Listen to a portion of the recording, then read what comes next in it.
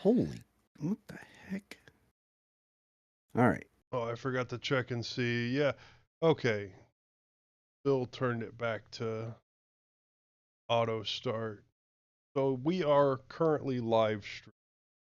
We are Oh. currently live streaming. Why don't we do a show?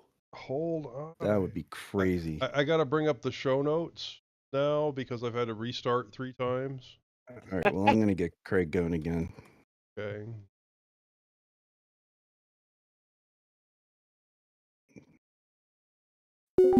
Now recording. Huzzah. Okay. Yes. Now, do we trust Craig? Because I think we do, so we don't need like Audacity or anything. We don't need Audacity. Joe's going to do an OBS recording. Oh, good I point. can do an OBS recording. Did you turn your Easy Effects back on? No. I'll check to see if it's back. No, it's not. Back to Discord. Turn off on-camera participants again. All right. Oh, it did Open turn the itself show back notes. on. Okay. I didn't think it Easy did. Effects did turn itself back on? No. The show non-video participants. I thought that option stayed off until you manually turned it back on, but you said it came back. So. Well, Craig is not showing on my screen. Well, you Yours and I didn't haven't get left shut and come off. back. Ah. He did. So okay. I've restarted, and matter of fact, I had to update Discord because you know, you click on it after you restart, and there's an update available. It doesn't let you do anything other than update. Right. Yeah, right. That's why I run that in the flat pack. You only get the updates when you're in your flat pack updates. Okay, guys, we ready to go now? I guess. I don't know. Let's do some numbers you know just so Bill has something to play with. More. God damn it! Let me finish talking. No.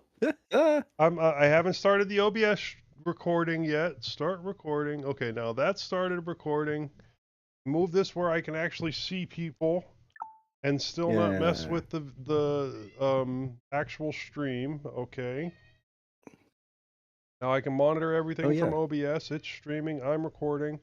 I've got the show notes on the stream? up.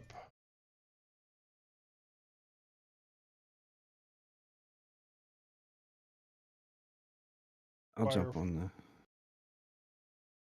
stream and see if anyone's there. 2 concurrent viewers, probably us.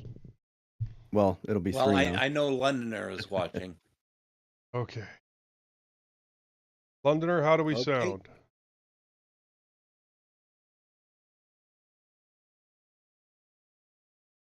I don't hear.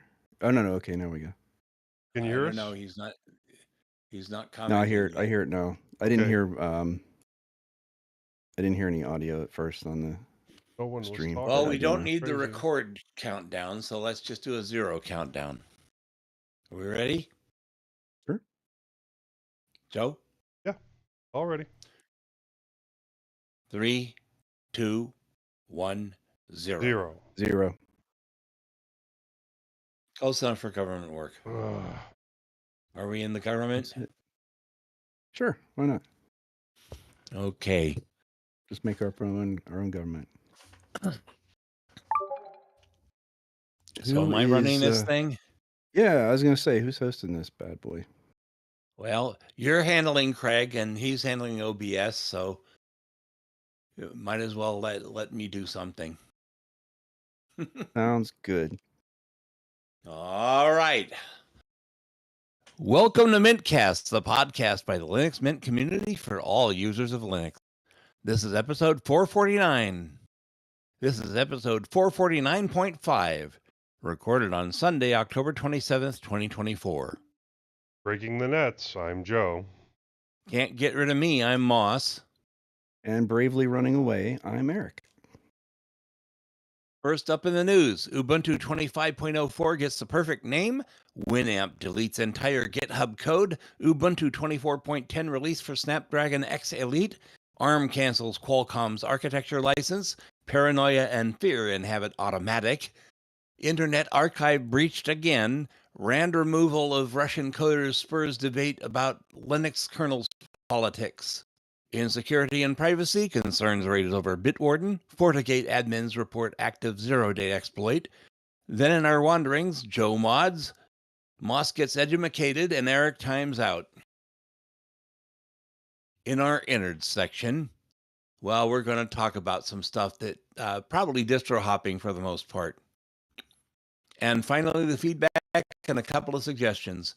Please remember, if you want to follow along with our discussions, the full show notes for this episode are linked in the show's description. In the news, take it away, Eric. Certainly. All right. First up, we have Ubuntu 25.04 codename is revealed, and it's pretty perfect. This is from OMG Ubuntu. Ubuntu 24.10 may have only just been released, but development on the next version is getting underway, and the codename for Ubuntu 25.04 has been revealed. Since codenames are alphabetical, as of Ubuntu 6.06 LTS restarted at A, with 17.10, it means that Ubuntu 25.04 codename will start with the letter P. Praying for a piquant pica? You'll be here it wasn't picked. Pining for a Peruvian panda? You'll be put out to know that it got passed over. Prefer the sound of a plucky puffin? You'll be pleased as punch because that's it. Ubuntu 25.04 is the plucky puffin. Yes, it seems that the fellow feathered mascot is following in the footsteps, or rather the talon steps, of the oracular oriole. Some of these names, I swear. The Plucky Puffin is only the second P codename in Ubuntu's 20-year history, the other one being Ubuntu 12.04 LTS Precise Pangolin. But what does the name mean, and does it indicate that we can expect from the next release? Plucky is an adjective often used to refer to someone or something showing courage, determination, or assurance in the face of challenges or obstacles. In some contexts, it's also a synonym of gutsy, an adjective used in the Ubuntu 7.10 codename and my first Ubuntu release. A puffin is a small seabird known with a brightly colored beak, black and white feathers, and a somewhat squat shape. I've heard them informally described as sea parrots due to their coastal habitats and their vivid beaks. Although the exact word and animal used in codenames no longer relates to the upcoming release as they once did, perhaps Ubuntu 25.04 will facing and overcoming a challenge of its own during the next development cycle. There was talk of the first public preview of an Ubuntu Core desktop image in 2025. Why does Ubuntu use codenames at all? Well, Ubuntu version numbers are date-based. Ubuntu 25.04 will aim to be released in the fourth month of 2025, which is April. However, when Mark Shuttleworth began his super secret Debian Startup 1 20 years ago, there was no name, no release date, no version number.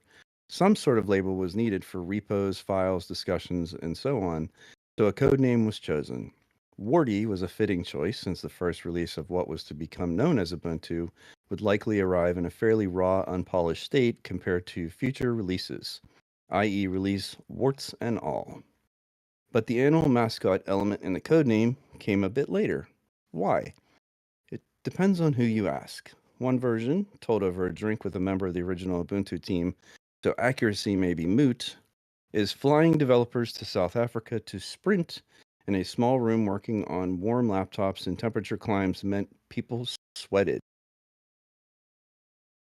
Because of that, the original Ubuntu development team were often referred to as the Warthogs, an animal known for being a bit smelly. And to honor their effort on the final release for Ubuntu, launched as Ubuntu's Warty Warthog. The other version, branding. The warthog is native to Africa. Ubuntu's founder, Mark Shuttleworth, is South African. Ubuntu is an African word. Initially, development sprint work took place there, and a mascot helps with marketing. Regardless of how warthog came to be, an animal mascot stuck and is now a key part of branding and marketing for each release. The adjective part is less superfluous since it is integral to differentiating each release in Ubuntu's development infrastructure and configuration files. and effectively hard-coded to require a distinct one, though the Ubuntu wallpaper file name remains warty_final.png. Plus, muscle memory is a powerful thing. Witness how often I write 24.04 instead of 25.04 in an upcoming coverage. No doubt. It's like when the year flips over and you keep writing the same year for the first 3 or 4 months. No major drama, but if it was a developer committing code or editing a vital configuration file, such a typo could cause issues. Opting for a completely new, unique word lessens the chances of that. So yeah, as goofy and gimmicky as Ubuntu's codenames can seem, they're both as important and indelible part of Ubuntu's iconic lineage as a vital part of its development infrastructure. Next year, Ubuntu's playful personality is fronted by a plucky puffin, a fitting choice, in my opinion. So there you go. I think that that's absolutely one of those indelible things about Ubuntu. If there wasn't like a silly, adjective animal code name, we would all. I don't know. I think it would be kind of sad if they stopped doing it. Remember that Android used to have candy code names, and they decided that was unprofessional and dropped it. Yeah, I have to wonder though, because that was a lot of fun to have the release with whatever it was, lollipop or Yeah. And the little the Easter egg of tapping it enough times and then it would bounce around or do whatever. So some of that stuff is just fun, and I don't think there's anything wrong with having fun. But you're right. Someone must have come in to Google and said, "Enough of this playing around. You have to take this very seriously." And everyone went, "Yes, of course we do." I used to sign all of my letters to all my friends as hugs, moss.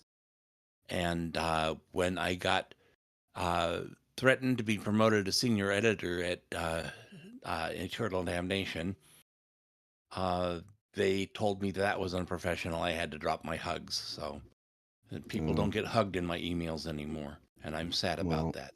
You should be. That's a shame. And I'm sure that there are plenty of people who miss it not being there. So, the world we live in, I guess. All right, Moss, you are up. Winamp deletes entire GitHub source code repo after a rocky few weeks. This is from Ars Technica. Winamp, through its Belgian owner Yama Group, posted the source for its legacy player code on September 24th so that developers could contribute their expertise, ideas, and passion to help this iconic software evolve. Less than a month later, that repository has been entirely deleted after it either bumped up against or broke its strange hodgepodge of code licenses seemingly revealed in source code for other non-open software packages and made a pretty bad impression on the open source community. Winamp's code was made available in late September, but not very open. Under the Winamp Collaborative License, WCL version 1.0.1, quote, "You may not distribute modified versions of the software," end quote, "in source or binary," and, quote, "only the maintainers of the official repository are allowed to distribute the software and its modifications," end quote. Anyone may contribute, in other words, but only to Winamp's benefit. Justin Frankel, a key developer of the original Winamp and founder of Nullsoft, which also made Shoutcast streaming software, was asked on his Q&A site about contributing to the code. Frankel responded that even if he had some desire, the license terms, quote, "are completely absurd in the way they are written," end quote. "Even taking them, quote, as they are likely intended, they are terrible. No thank you," end quote. Despite how this license would seem to bar folks, or perhaps because of that, the code has been forked at least 2,600 times as of this writing.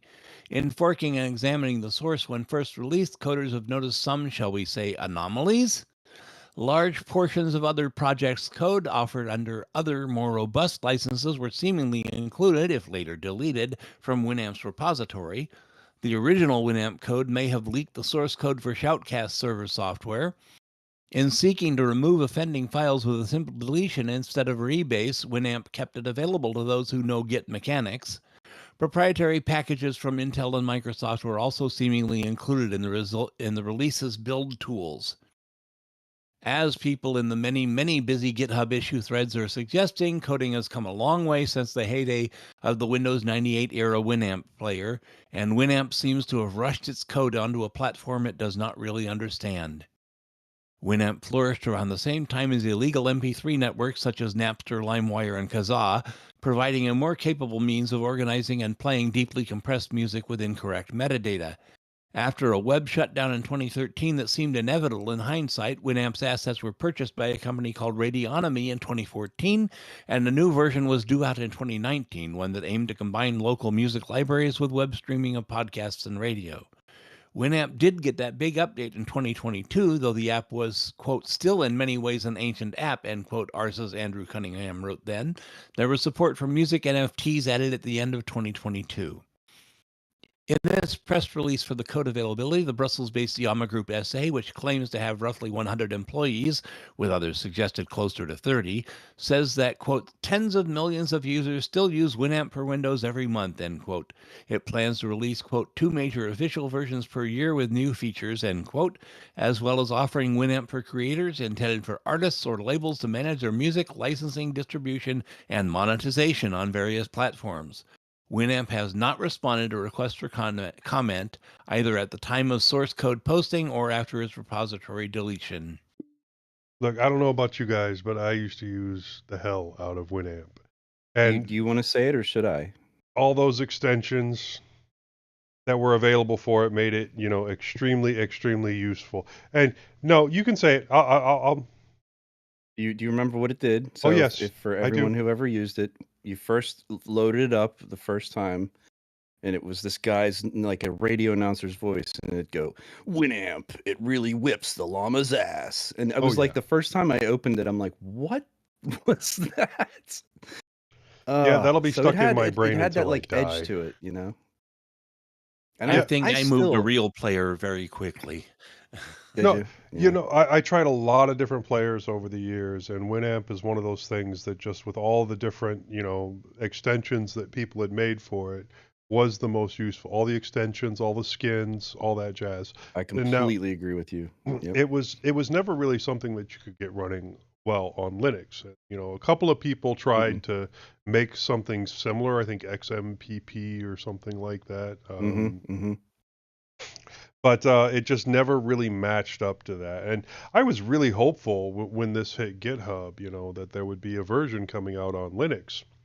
And yeah, all the licensing stuff in the background kind of didn't surprise me. The fact that they had like snatched up open source code and then didn't make their stuff open source. That doesn't surprise me. That was fairly common in the time frame that they were developing. And well, it also kind of surprised me that they didn't understand more about how GitHub works before they started posting their stuff there and making it so that anybody could take a deep dive look into it and find all the things that they're not supposed to in it. And then yeah, the licensing sounds dumb. Hey, anybody can build for us, but if you build for us, guess what? You're not getting paid and we're using it to make money. That's very very fundamental misunderstanding of what open source, at least the spirit of it, what it is. And I've seen that before, honestly. And a misunderstanding of the open source community, open source developers. These guys will develop for you. They will even put you in a position where if you're willing to do the work to maintain it, that you can make money with it. But if you tell them that they can't provide what they do to other people, they're going to tell you to go to hell. I also have to think that tens of millions of users are still using it every month on Windows. I mean, I know there's 8 billion people on the planet, but that sounds like a really high number for that project. Well, they also did a release in 2022? I didn't even realize that. Yeah, I mean, maybe on Windows it's still sort of a popular thing, but man, that just sounds really blown out of proportion. Yeah. Anyway, all right, but Joe, no, you're up next. And Oh, sorry, go ahead. They had it on GitHub, and there's already 2,600 forks. So it's not like they can just magically make it all not there anymore. Somebody's got all this code, and they're going to reverse engineer every piece of it. And then the next Winamp clone will be out there, and Winamp's not going to know enough about, how a GitHub repo works to go in and prove that the code was all stolen. So, and in the Oh, illegal way that goodness. they use the licensing, it's not going to matter anyway. Yeah. Okay, Joe, go ahead. All right. Ubuntu 24.10 developer preview released for Snapdragon X1 Elite laptops from Phoronix. Following last week's release of Ubuntu 24.10, today Canonical announced a developer preview of an Ubuntu 24.10 Linux build targeting Qualcomm Snapdragon X1 Elite laptops. As covered last month on Phoronix, Canonical engineers have been working on bringing up Snapdragon X1 Elite hardware with Ubuntu Linux. Now that most elements of the Snapdragon X1 Elite SoC support is upstream and in Linux 6.11, 6.12, we have seen various device tree files added for different Snapdragon X1 laptops. The upstream kernel support is coming together and making it easier for Linux distributions to support. This Ubuntu 24.10 developer preview is targeted at early adopters, and their ultimate hope is to provide an installation image that will just work on as many Snapdragon X1 Elite systems as possible. It may lead to a more generic ARM64 installer in the future, but that is all a lofty goal with so many ARM consumer devices still depending upon device tree. The Lenovo ThinkPad T14's Gen 16 has been the device seeing the most testing by Canonical and expecting to work the best at this stage. While there is now this Ubuntu 24.10 developer preview to ease the process of setting up Ubuntu Linux on modern Qualcomm-powered laptops, there are various feature limitations that remain. Additionally, necessary firmware files still cannot be easily redistributed by the Ubuntu or other Linux distributions until they have been relicensed. So for now, users need to hoop through the headache of having to fetch the firmware files from their Microsoft Windows installation for use under Linux. Okay. Well, it's always good to see ARM coming along well. Yeah, and that story dovetails pretty well into the next one, right, Moss? Yeah, well, that device that it's working the best on is the T14S Gen 6. Joe said the T14's Gen 16. Gotcha. Got to get the right device. Okay, Gotcha. well, in the next story, ARM cancels Qualcomm's architecture license from Ars Technica via Londoner. Any company that makes ARM chips must license technology from ARM Holdings plc, the British company that develops the instruction set. Companies can license the instruction set and create their own CPU designs, or license one of ARM's ready-made Cortex CPU core designs to incorporate into their own chips. Bloomberg reports that ARM is canceling Qualcomm's license, an escalation of a fight that began in late 2022 when ARM sued Qualcomm over its acquisition of Nuvia in 2021. ARM has given Qualcomm 60 days notice of the cancellation, giving the companies 2 months to come to some kind of agreement before Qualcomm is forced to stop manufacturing and selling its ARM chips. Quote, "This is more of the same from ARM, more unfounded threats designed to strong-arm a longtime partner, interfere with our performance-leading CPUs, and increase royalty rates regardless of the broad rights under our architecture license," end quote, a Qualcomm spokesperson told Ars. Quote, with a trial fast approaching in December, ARM's desperate ploy appears to be an attempt to disrupt the legal process, and its claim for termination is completely baseless. We are confident that Qualcomm's rights under its agreement with ARM will be affirmed. ARM's anti-competitive conduct will not be tolerated, end quote. Qualcomm bought Nuvia to assist with developing high-performance ARM chips that could compete with x86 chips from Intel and AMD, as well as Apple Silicon chips in iPhones and Macs. Nuvia was founded by people who headed up Apple's chip design team for years. ARM claimed that the acquisition, quote, caused Nuvia to breach its ARM licenses, end quote, and ARM demanded that Qualcomm and Nuvia destroy any designs that Nuvia had created pre-acquisition. This apparently didn't happen.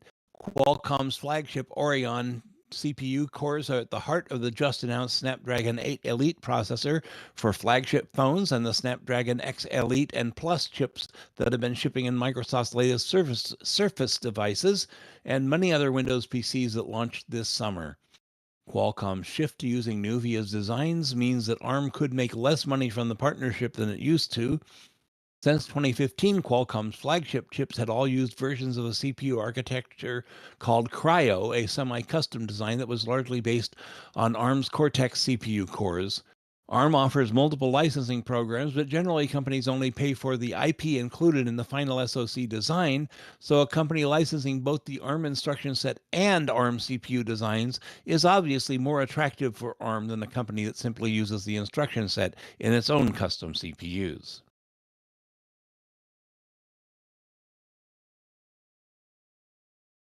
Yeah, I think this is too big for both companies for them to just kind of allow this to actually happen. This is one of those, like, the budget crisis where you got to keep the government rolling, and that something's going to happen because, well, the government has to kind of work. So I think it's sort of a lot of that.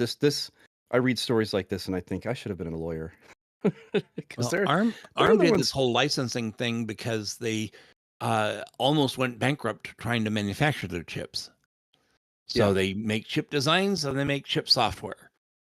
Yeah, and it seems to work pretty well. So, I mean, I think both sides probably have a legitimate claim here, and this is kind of just the way litigation works. They're airing their grievances, and I'm sure again that they're going to come to some agreement before that 3 months, cease and desist or whatever. So, anyway.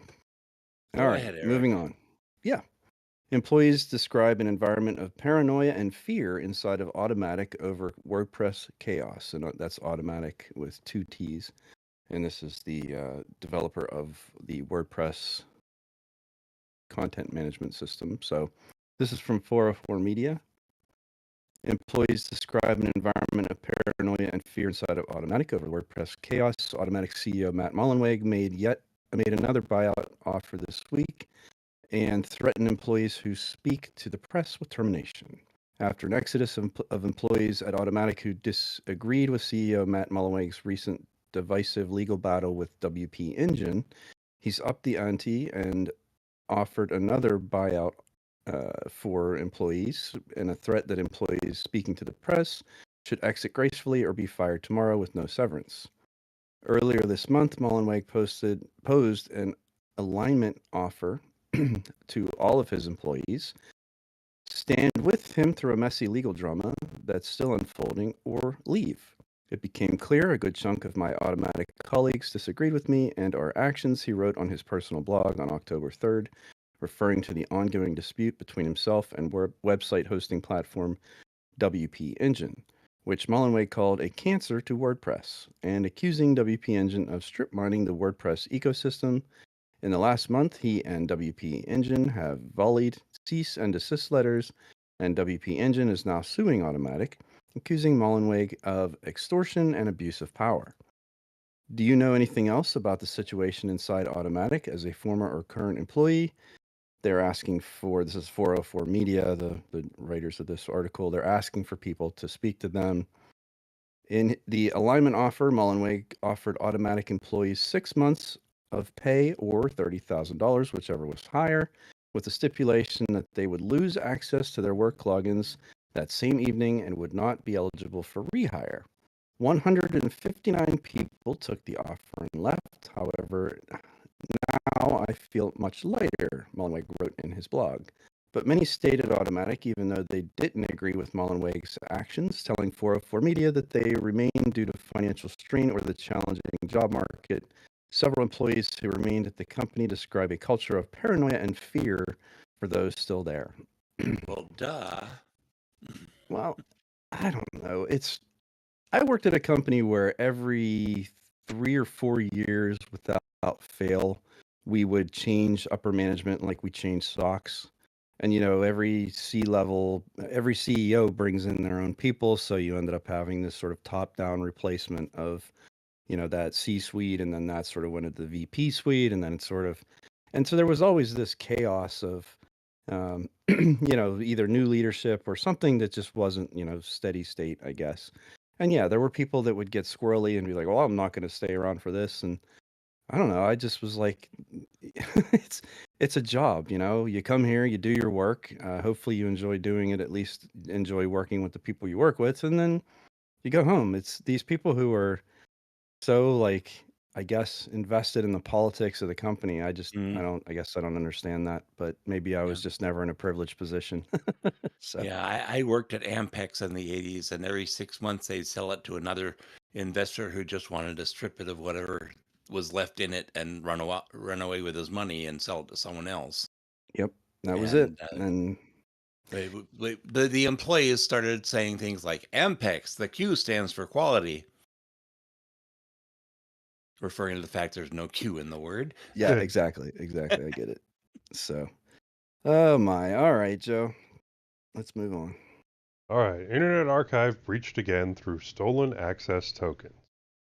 From Bleeping Computer.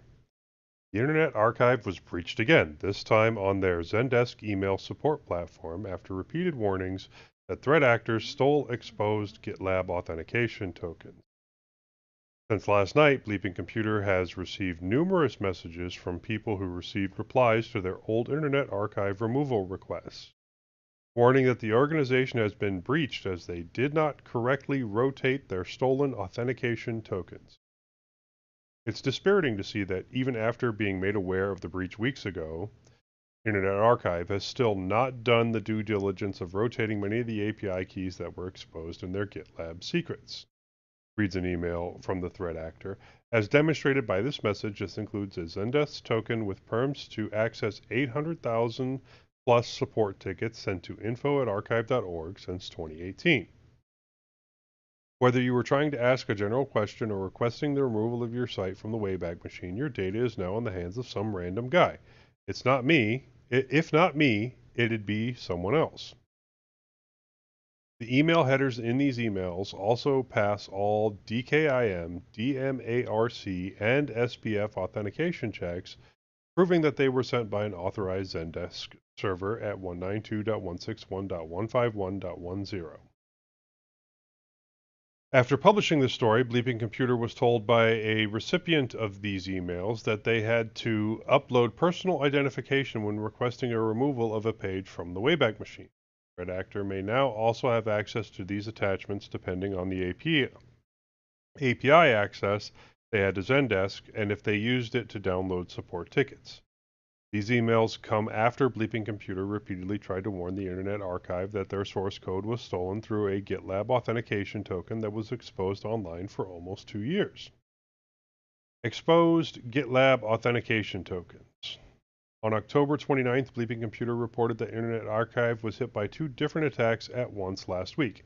A data breach where the site's user data for 33 million users was stolen, and a DDoS attack by an alleged pro-Palestinian group named SN_Black Meta. Joe, we are not on a time machine. That was only October 9th. You said 29th. Oh, October 9th. My bad. While both attacks occurred over the same period, they were conducted by different threat actors. However, many outlets incorrectly reported that SN Black Meta was behind the breach rather than just the DDoS attack. This misreporting frustrated the threat actor behind the actual data breach, who contacted Bleeping Computer through an intermediary to claim credit for the attack and explain how they breached the Internet Archive. The threat actor told Bleeping Computer that the initial breach of Internet Archive started with them finding an exposed GitLab configuration file on one of the organization's development servers, services tech hls.dev.archive.org. Bleeping Computer was able to confirm that this token has been exposed since at least December 2022, with it rotating multiple times since then. The threat actor says this GitLab configuration file continued an authentication token. The threat actor says that GitLab configuration file contained an authentication token allowing them to download the Internet Archive source code. The hacker says that the source code contained additional credentials and authentication tokens, including the credentials to Internet Archive's database management system. This allowed the threat actor to download the organization's user database, further source code, and modify the site. The threat actor claimed to have stolen 7 terabytes of data from the Internet Archive, but would not share any samples as proof. However, now we know that the stolen data also included the API access tokens from Internet Archive's Zendesk support system. Sleeping Computer attempted to contact the Internet Archive numerous times, as recently as on Friday, offering to share what they knew about how the breach occurred and why it was done, but we never received a response. After the Internet Archive was breached, conspiracy theories abounded about why they were attacked. Some said Israel did it, the United States government or corporations in their ongoing battle with the Internet Archive over copyright infringement. However, the Internet Archive was not breached for political or monetary reasons, but simply because the threat actor could. There is a large community of people who traffic in stolen data, whether they do it for money by extorting the victims, selling it to other threat actors, or simply because they are collectors of data breaches. This data is often released for free to gain cyber street cred, increasing their reputation among other threat actors in this community as they all compete for who has the most significant and most publicized attacks. In the case of the Internet Archive, there was no money to be made by trying to extort the organization. However, as a well-known and extremely popular website, it definitely boosted a person's reputation amongst this community. While no one has publicly claimed this breach, Sleeping Computer was told it was done while the threat actor was in a group chat with others, with many receiving some of the stolen data. This database is now likely being traded amongst other people in the data breach community, and we will likely see it leaked for free in the future on hacking forums like Breached. Okay, now I know that the whole Internet Archive thing, the hack, the data loss, that is a major deal. But this is a not-for-profit company, right? Right. A- They don't a- have any money. They barely can keep going. right, and well, they're also not It's a going public to. service like no one else offers. Right, they're obviously not going to have the money and the ability to fix everything all at once the way this threat actor seems to think that they should be able to. So I, I I get it. It's still a vulnerability, but what are these guys supposed to do? There's so much data there and so much that it happened that how are these few people supposed to wave their magic wand and fix it all? Well, and considering what they went through, the fact that they got things back up and running seemingly without any data loss, and yeah, there was a breach, but I mean, I think again, given how small they are and that it was a nonprofit, they obviously have some people that know what they're doing, because it seems like the response was measured and appropriate, and they were able to take the necessary measures, and now they're back. So I mean, this is like to me, it's basically the same mentality as if someone wants in bad enough, right? You lock your car, you lock your house, whatever. If someone really wants your car, someone really wants to get in your house, they're going to do it. Yeah. It just depends on who you are, how much emphasis and how much attention they're going to give you. And yeah, I agree. I don't understand the thought process this person had, or group of people. Oh, let's pick on this, necessary service. I think it's basically a necessary service. I agree. For what purpose? To what end? To call out the fact that something we already knew. It just doesn't. And who it hurts are people like mintCast, people like Hacker Public Radio, Yeah, everyone that people- posts their podcasts and hosts them out of archives space. Other people that also aren't trying to make money, but are trying to, Right. provide information Yeah. and free entertainment to their fellow users of whatever these people, find interesting. And We're the- doing this for free, people. The fact that we can't get our finished podcasts out to you is because of people like this.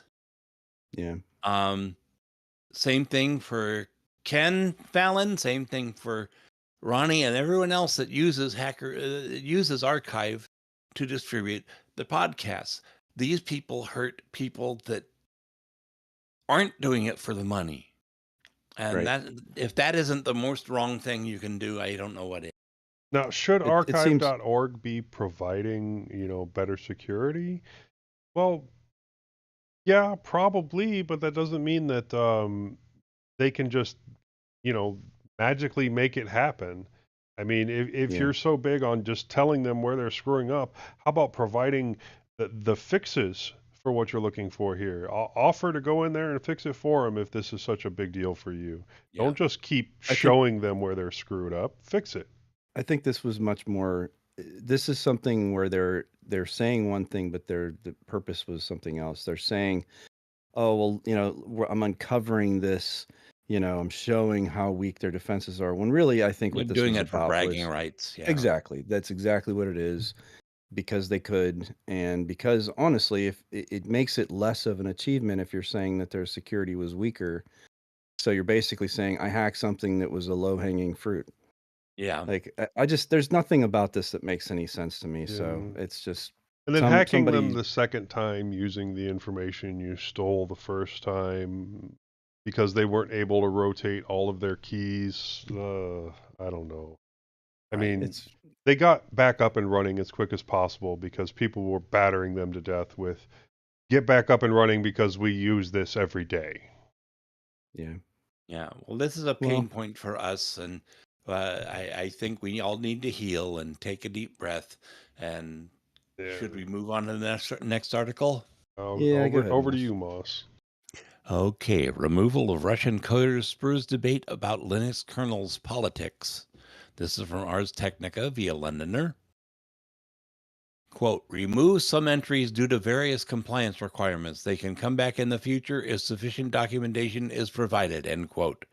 That two-line comment submitted by major Linux kernel maintainer Greg Kroah-Hartman accompanied a patch that removed about a dozen names from the kernel's maintainers files. Some entries notably had either Russian names or .ru email addresses. Various compliance requirements was, in this case, sanctions against Russia and Russian companies stemming from that country's invasion of Ukraine. This merge did not go unnoticed. Replies on the kernel mailing list asked about this, quote, very vague, end quote, patch. Kernel developer James Bottomley wrote that we, seemingly speaking for Linux maintainers, had actual advice from Linux Foundation Council. Employees of companies on the Treasury Department's Office of Foreign Assets Control list of specially designated nationals and blocked persons, OFAC-SDN, or connected to them will have their collaboration subject to restrictions and cannot be in the maintainer's file. Sufficient documentation would mean evidence that someone does not work for an OFAC-SDN entity, Bottomley wrote. There followed a number of messages questioning the legitimacy, suddenness, potentially U.S. forced, and non-reviewed nature of the commit, along with broader questions about the separation of open source code from international politics. Linux creator Linus Torvalds entered the thread with, okay, lots of Russian trolls out and about. He wrote, quote, it's entirely clear why the change was done, end quote, and noted that, quote, Russian troll factories, end quote, will not revert it, and that the, quote, various compliance requirements are not just a U.S. thing.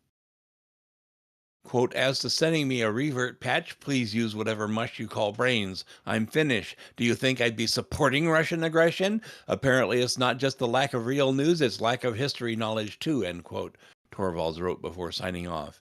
Torvalds later wrote that he would not go into the details that kernel maintainers were told by lawyers and would not start discussing legal issues with random internet people, which he suspected are paid actors and or have been riled up by them.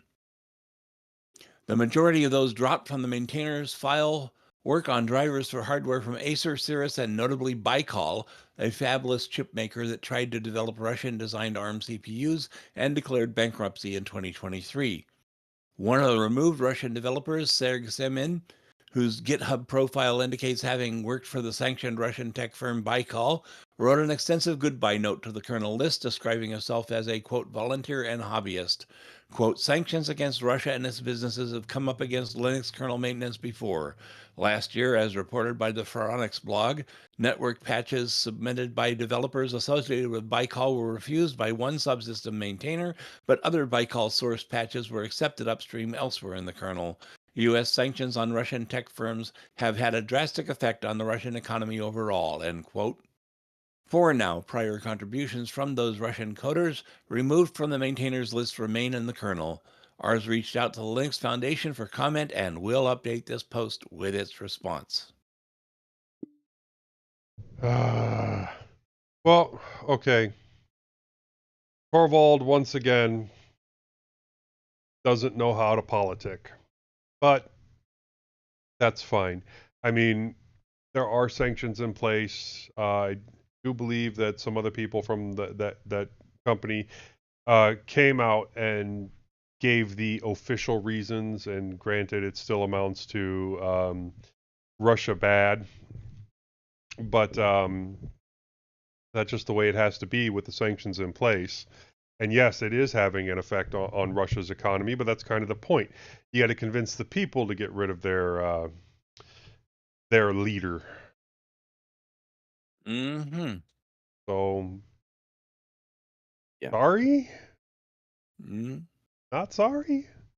Yeah, I mean, kind of is what it is, right? I mean, this isn't one man's opinion. This isn't like Linus Torvalds taking a stance on his own. Like this is definitely very much but the world has kind of decided that this is what the way it's going to be, and Yeah, and we, everybody knows that not every Russian is guilty, but the majority of Russians are not getting rid of Putin. So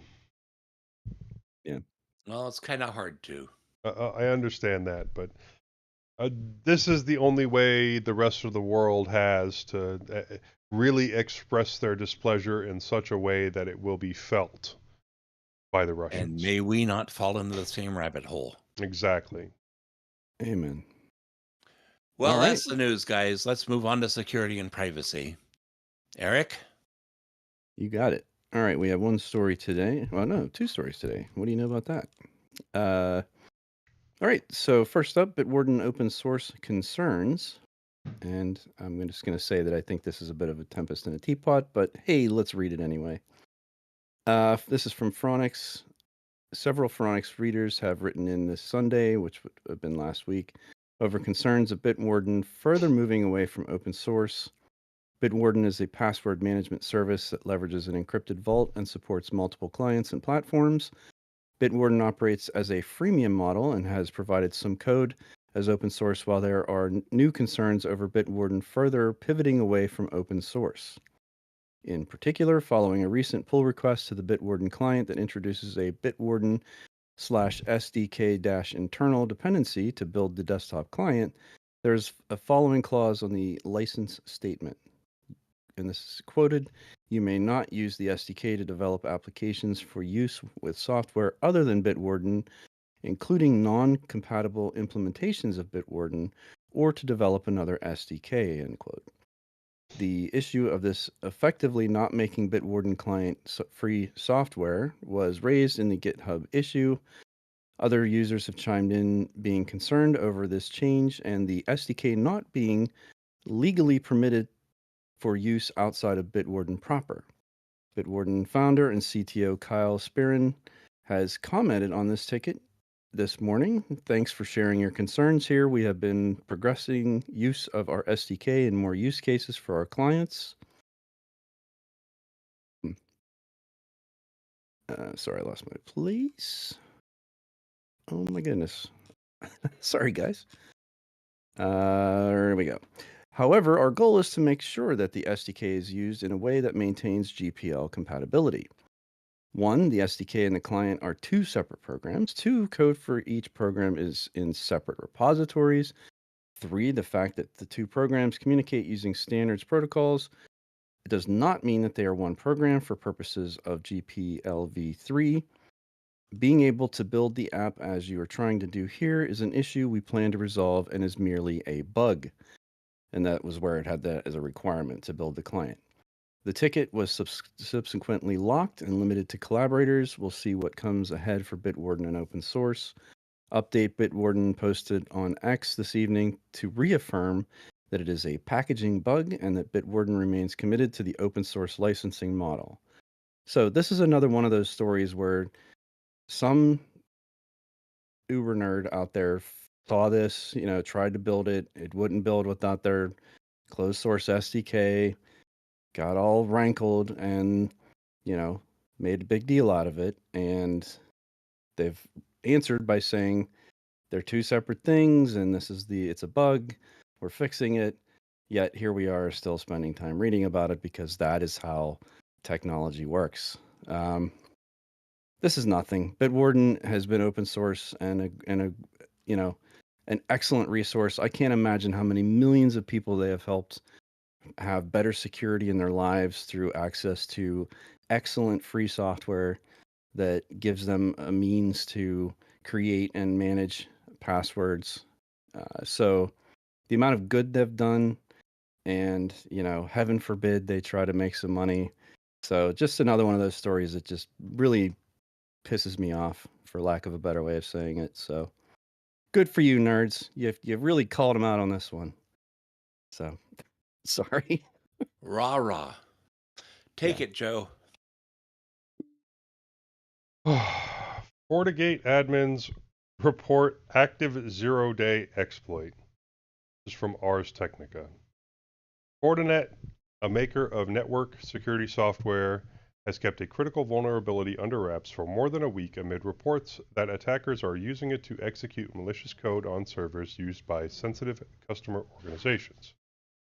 Fortinet representatives didn't respond to emailed questions and have yet to release any sort of public advisory detailing the vulnerability or the specific software that's affected. The lack of transparency is consistent with previous 0 days that have been exploited against Fortinet customers. With no authoritative source for information, customers, reporters, and others have few other avenues for information other than social media posts where the attacks are being discussed. RCE stands for Remote Code Execution.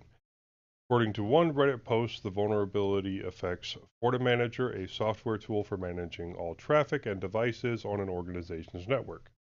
Specific versions vulnerable, the post said, include FortiManager versions 7.60 and below, 7.44 and below, 7.27 and below, and 6.4.14 and below. I don't know why they have to do the 7.6.0. I didn't understand it either, but that was the article. Okay.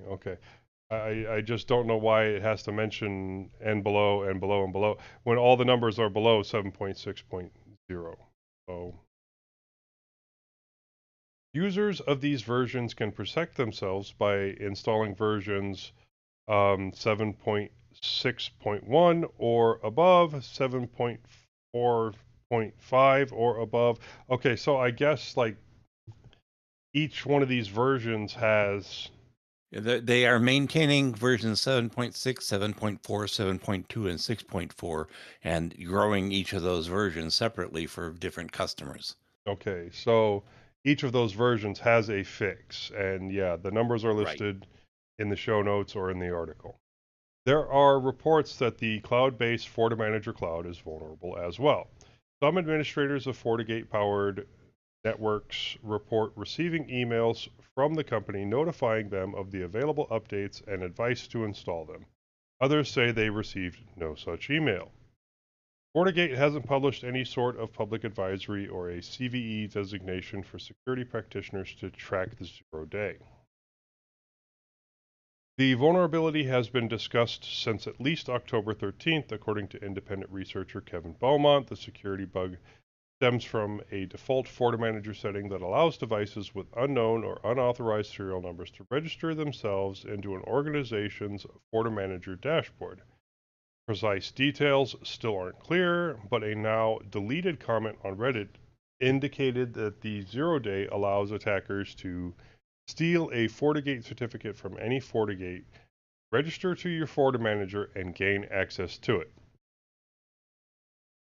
Citing the Reddit comment, Beaumont took to Mastodon to explain people are quite openly posting what is happening on Reddit now. Threat actors are registering rogue FortiGates into FortiManager with host names like localhost and using them to get RCE.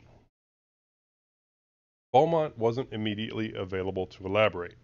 In the same thread, another user said that based on the brief description, it appears attackers are somehow stealing digital certificate, authenticating a device to a customer's network, loading it into a FortiGate device they own, and then registering the device into the customer network.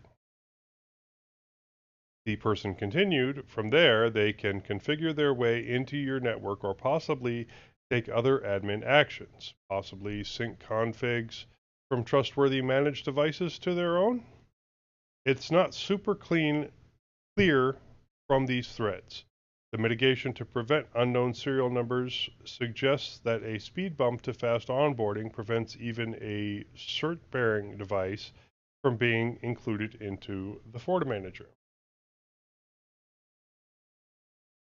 Beaumont went on to say that based on evidence he's seen, China state hackers have been hopping into internal networks using this one since earlier in the year, looks like. After this post went live on ours, Beaumont published a post that said the vulnerability likely resides in the FortiGate to FortiManager protocol. FGFM is the language that allows FortiGate firewall devices to communicate with the manager over port 541. As Beaumont pointed out, the Shodan search engine shows more than 60,000 such connections exposed to the internet. Beaumont wrote, there's one requirement for an attacker. You need a valid certificate to connect. However, you can just take a certificate from a FortiGate box once registered. There's a vulnerability which allows remote code execution on the FortiManager itself via the rogue FortiGate connection.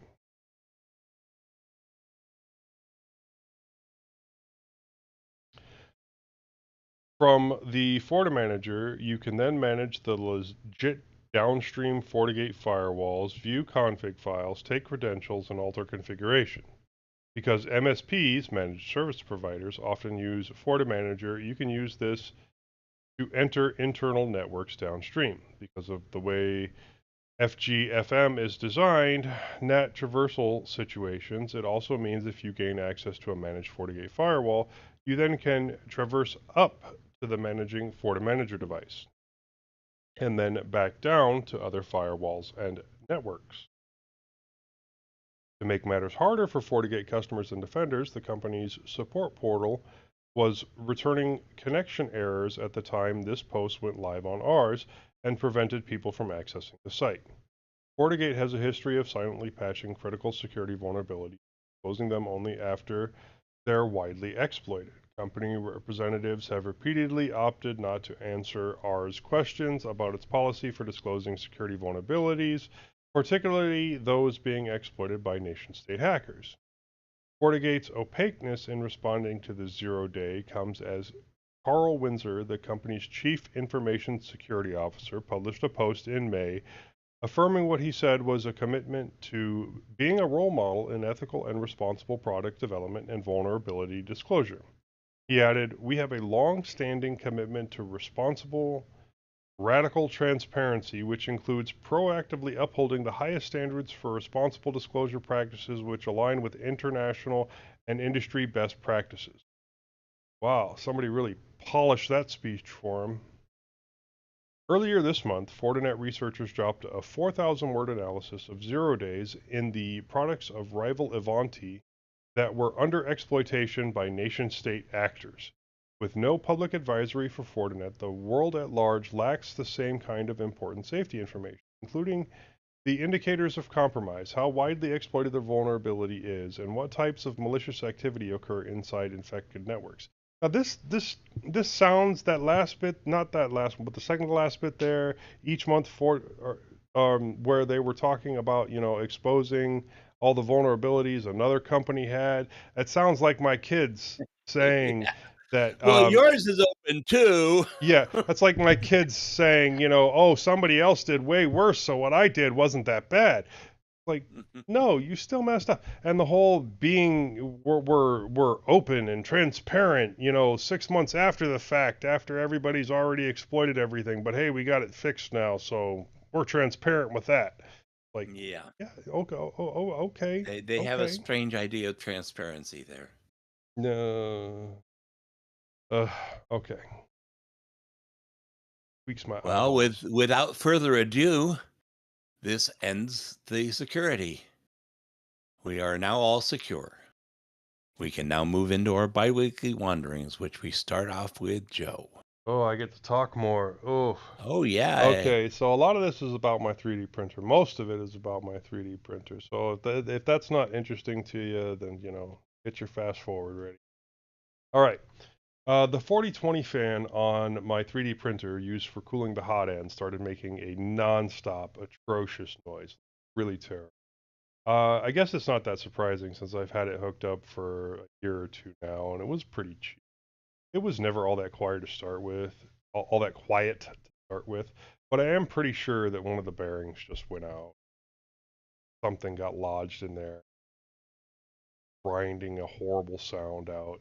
Now I have 3 more from that same lot that I purchased, but I also had a 4010 Noctua that I had purchased just for this reason a while back and just hadn't hooked it up yet because the other one was still working. Now, I modded the connector from the 2-pin to the barrel connector that I use for quick connections on the 3D printer, and I removed the old one and I put the new one on. Super fast process. That's why those quick connectors are there. Um, it is so much quieter. I mean, seriously, I don't think that I even realized how much noise was coming from that one fan. Some of the other fans still make some noise, but it is a vast, vast improvement.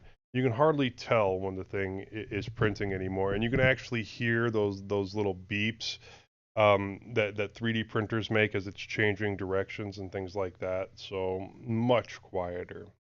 Now, the price for the Noctua is considerably more than for the other sets of supposedly quiet fans. But I still might get some more of the Noctuas when I can. At least one more 4010 for the part cooler and a couple of 80 millimeter case fans for the DAS that I built, which is currently the loudest device in my garage. I do need to replace that part cooler fan because I've noticed that I've had to up the percentage all the way up back up to 100 from 50% that it was at before, and I'm still not able to do angled walls or bridges very well, so I need better part cooling. Now, I may also redo the quick connectors on the 3D printer and move from barrel connectors to some 2-pin JST connectors, which will save a lot of space and a little bit of weight. I also need to shorten the Capricorn tubing since it was bumping up against the sides of the printer and was slightly impacting the quality of the prints, especially at lower layers. I found out when I was diagnosing why I was having leveling and variable height issues on what should have been some pretty simple prints. Granted, this was not the only issue and not even the first one that I found. It took a lot of close watching, but I realized that the hot end was moving forward and back a lot.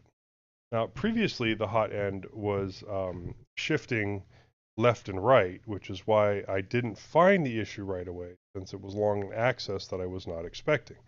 But it turned out to be the same issue that I was fighting before when the mounting screws were not holding it into place as it should. So I took apart the hot end, and I'm not sure if the mount is stripped or the bolts were slightly stripped. I think it was actually the mounting itself. Either way, I had previously purchased a new backplate and was going to replace the old one, but I simply couldn't find the new one until like found it a little while ago. Somebody took it out of my garage and was messing with, out here. Um, so I ended up finding some bolts that were a few millimeters longer and using those instead, and that seems to have helped. Now they are a different head type, but I keep the tools handy, so I'll be able to take it apart and put it together again. I think that the PTFE tubing that was rubbing the gantry was causing enough motion in the hot end that it was slowly ruining those mounts. So as a short-term solution, I use a couple of rubber bands to guide the tubing and wires in another direction. I will shorten the tubing and have it not long enough to cause the issue next time I need to filament. That would also be a good time to swap out those connectors, the JST connectors, which should make the whole assembly lighter and easier to move out of the way. This should help prevent some of the wear and tear that I'm seeing. all of this so that I can print an Oogie Boogie candy bowl for the wife. Anyways, this was a large print, and it has also pointed out another issue to me that I have not yet fixed. Still have not fixed it. I don't know if it is an issue with my 3D printer itself or with the slicer, but the large base of the print showed me that prints are not centered on the base of my printer and are way off to one side, causing large prints to fail because one side just prints a straight line because it can't move any further in that direction. I had to reduce the print to 80% size to get it to print. I will have a lot more research to do before I can put in a proper fix for that. I've seen a couple of different suggestions, but I needs me some more learning. So printing at 80% bypass the centering issue. Still a long print, and I can see some of the corrections that I need to make in order to improve my prints again. First, like I said, the cooling fan will need to be replaced and check bridging and sloped walls again. Now, moving on for my 3D printer, I did get Moss's computer fixed with the new motherboard, but the new motherboard has a really old BIOS on it that needs. Now I have to wait for payday anyway to be able to send it back to Moss. So I will be giving a try to updating that BIOS. The process should not be too hard. I will have to use USB stick, make a live disk to install the BIOS since I don't have hard drives floating around that has Windows on them, and Windows is the only one that, what is it? Lenovo makes an application to update the BIOS for. So now I will say also I do have mild concerns that anytime you update a BIOS, you take a really big chance of, bricking your entire system and making it non-recoverable. But I don't think that will happen this time.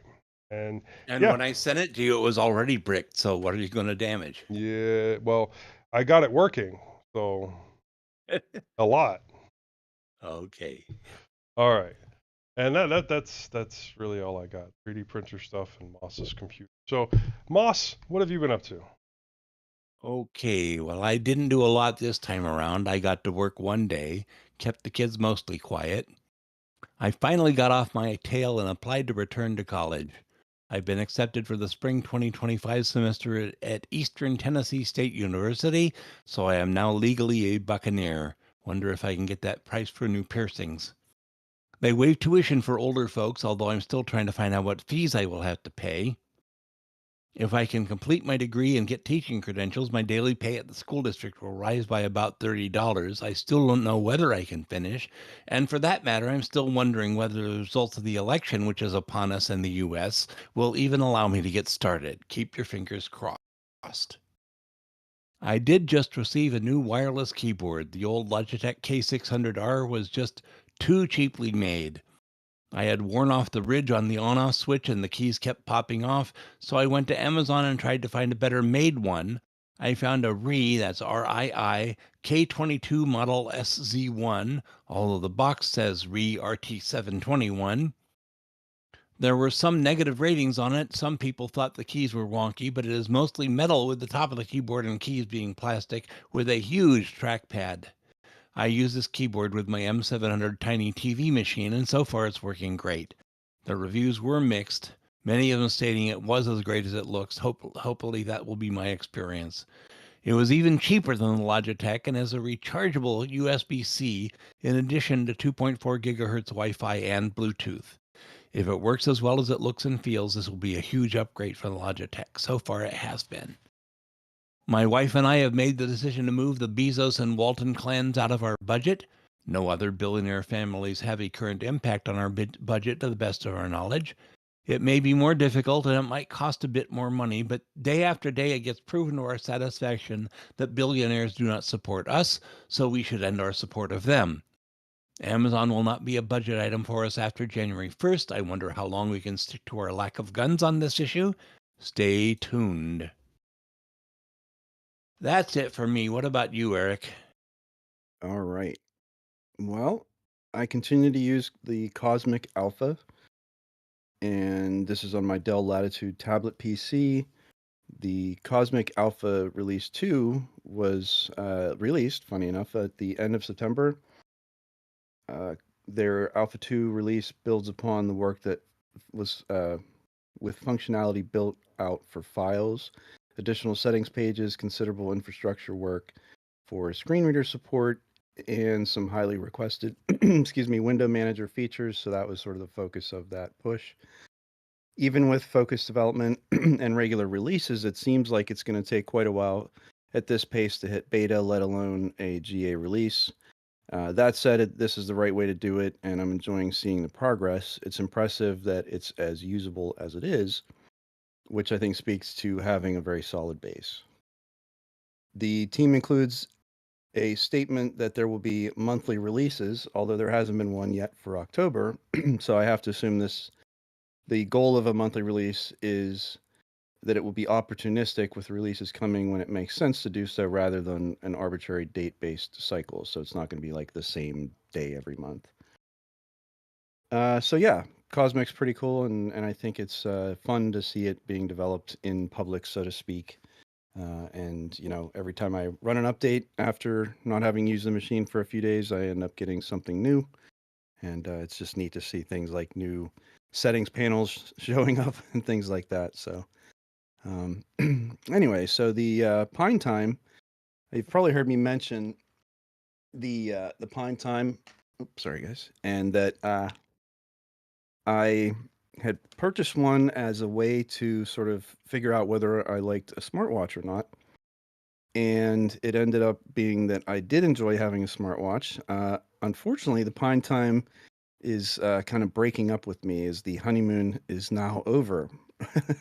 Meaning that I got about 3 weeks out of it and the screen stopped working. It still works for the most part, but there's a big line across it, and also the accelerometer no longer functions. So not only does that mean that I can't flick my wrist to have the watch face turn on, it also means that the step counter is not working. So, a few key pieces of functionality have stopped working simply because of that. I have no idea why it stopped working. I didn't drop it. I didn't bang it on anything. I didn't get it wet. I think it just kind of spontaneously decided it was just done working, unfortunately. So, and between Moss's issues and my own, I kind of hesitate at this point to recommend the product, even if it is. And this is kind of something I've thought about. It seems relatively expensive. So, yes, it's $25, $26, and then you add in shipping. And for me, that meant that it was $39. And so, if you look at what's available for, let's say, sub $100 from other manufacturers, you have things like there's a CMF manufacturer, which is a subsidiary of the Nothing brand. And they make something called the Watch Pro 2. It's $69. So I would say it's, roughly 10 times the functionality of the Pine Time. And yes, it is, it's not quite twice the price, but it is certainly more expensive than $39. But I think what you're getting for that is considerably more value, even to the point where you can use it to make phone calls from your wrist because it has Bluetooth functionality. It has all of the biometrics monitoring on it. So the sensors for heart rate, for oxygen, for temperature, skin temperature. So, a whole array of that. It has an excellent companion app on your phone to let you track all of your activities, sleep tracking, exercise tracking. And it's just a much better product Do for you not that have much more this money. watch, Eric? No, I don't, but I'm just saying, Okay. like, as an Well, example. as an example, yeah. Once you get Correct. it and you try it out and it's great and everything, then I might think about it. But the It's just being told that it's better and it's got a good app doesn't make it better and have a good app. No, this is all definitely subjective in my stance. the point I'm trying to make is when I looked at the Pine Time, I thought, oh, $26, what a bargain. I mean, I can't lose.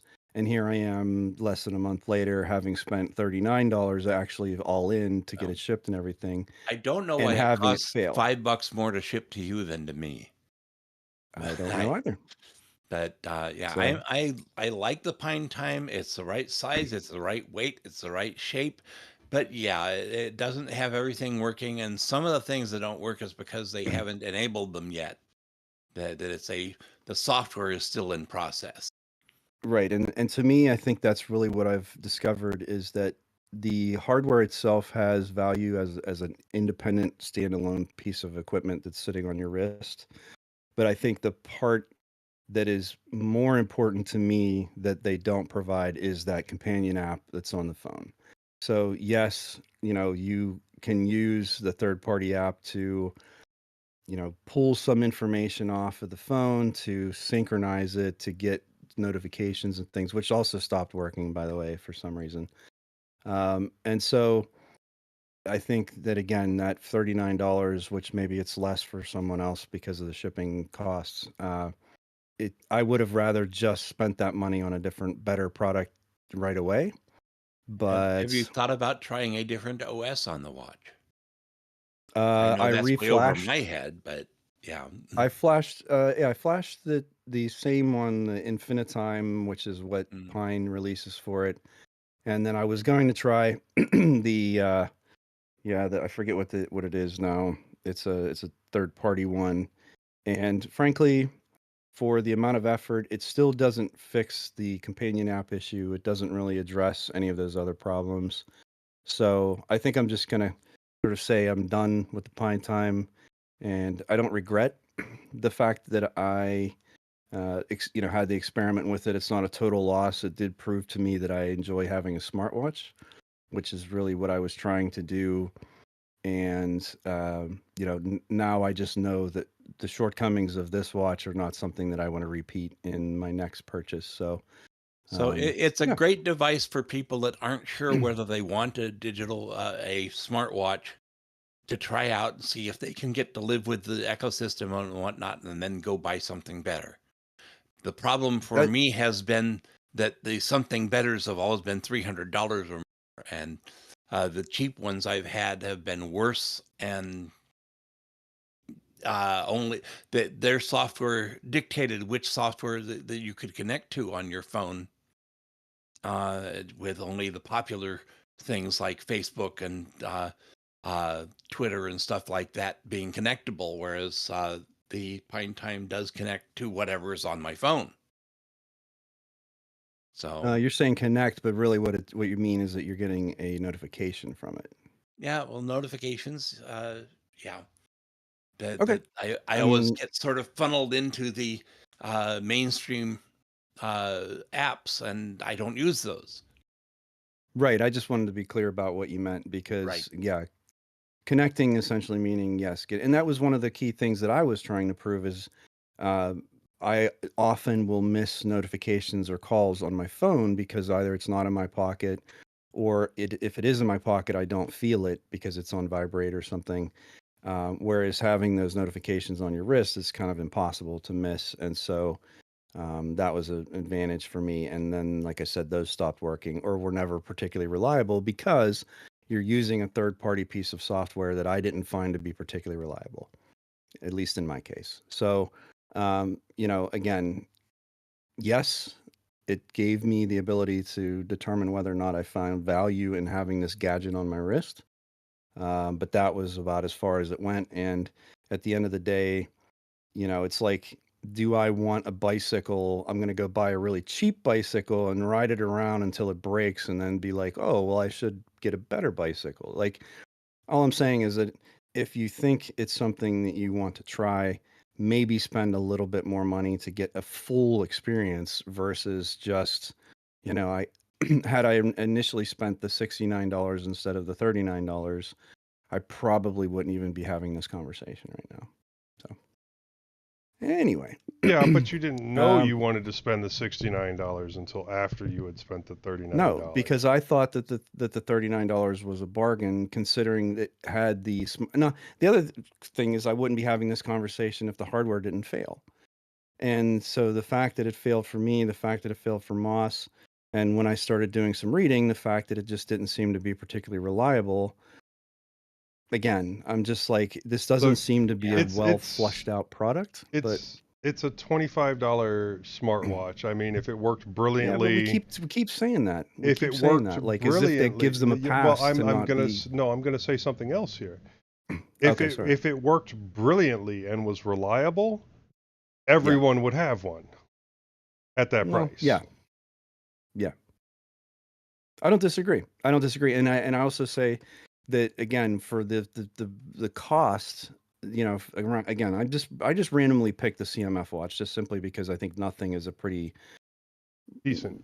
a company you would have recognized. It's not just some random nobody can, because you go on Amazon and you type in smartwatch, you're going to get every Well, like weird no name Chinese, for not $15 you can get a knockoff something. So I think um the Nothing company might be a little less known than you might think, but people would know that yeah, it's an offshoot from the people that made like OnePlus. Because right.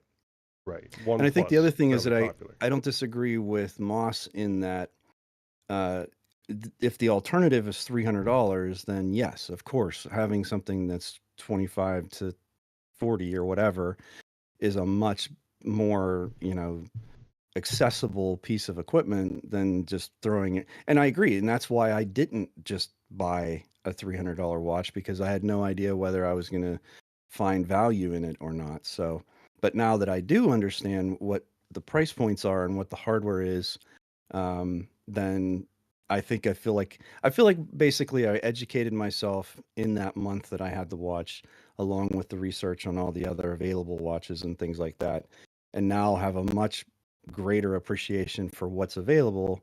Because really, if you just look at Apple and you just look at like Samsung and Google, like there's basically three watches, right? And that's all you would ever expect exist. Whereas really, there's an entire ecosystem of different watches that aren't using, Apple's Watch OS or, Gear, whatever the, you know, Wear OS is what I was trying to think of.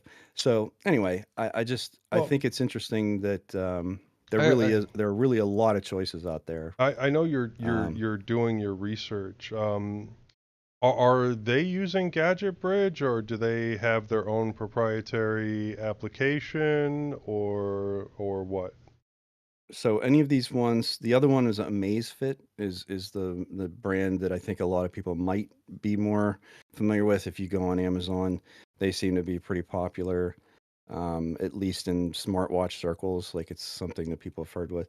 So they all have their own sort of proprietary operating system, and then their companion apps that go along with it are also proprietary. So all their sort of software stack, they own both the hardware and the software side of things, not like Gadget Bridge, where it's trying to. And of course, I'm not trying to criticize Gadget Bridge because I didn't even mention it by name on purpose, but now that we said it. So, I mean, it's really, it's an open source project. It's basically someone, a team of people that are trying to add functionality to these pieces of, of hardware, and good on them for doing it, because I wouldn't have even been able to use the watch without it. And I think that's sort of the problem, is that Pine is relying on a third party application to provide all of that functionality. Again, going into this, I didn't understand that the smartwatch was one part of this entire package. And I didn't think that the companion app on the phone was really important or necessary.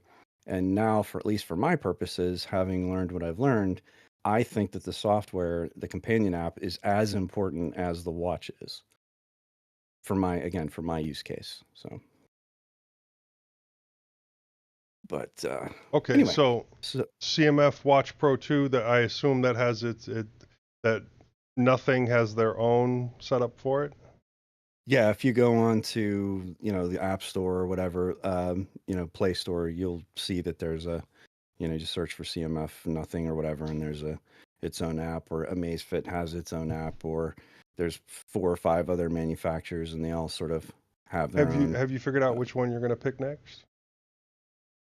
So I think I am going on the higher end. So I'm looking at both Samsung and Google. The OnePlus is interesting, but it's huge. It's a big chunky watch, and I don't know that I'm so interested in that. Um, I'm kind of leaning more towards the Google Watch, and I know that's kind of like the worst possible solution because it's probably the least private and all of that. But I also use a Pixel phone, which is again, I kind of consider a necessary evil, and I really enjoy the hardware and the software together. I think Google makes a really compelling product, Well, and from what I understand, the watch is also pretty compelling. And so I'm just the kind of, Samsung yeah, watches really work best, I think, with like Samsung phones. yeah, that's what I've So, heard. Yeah.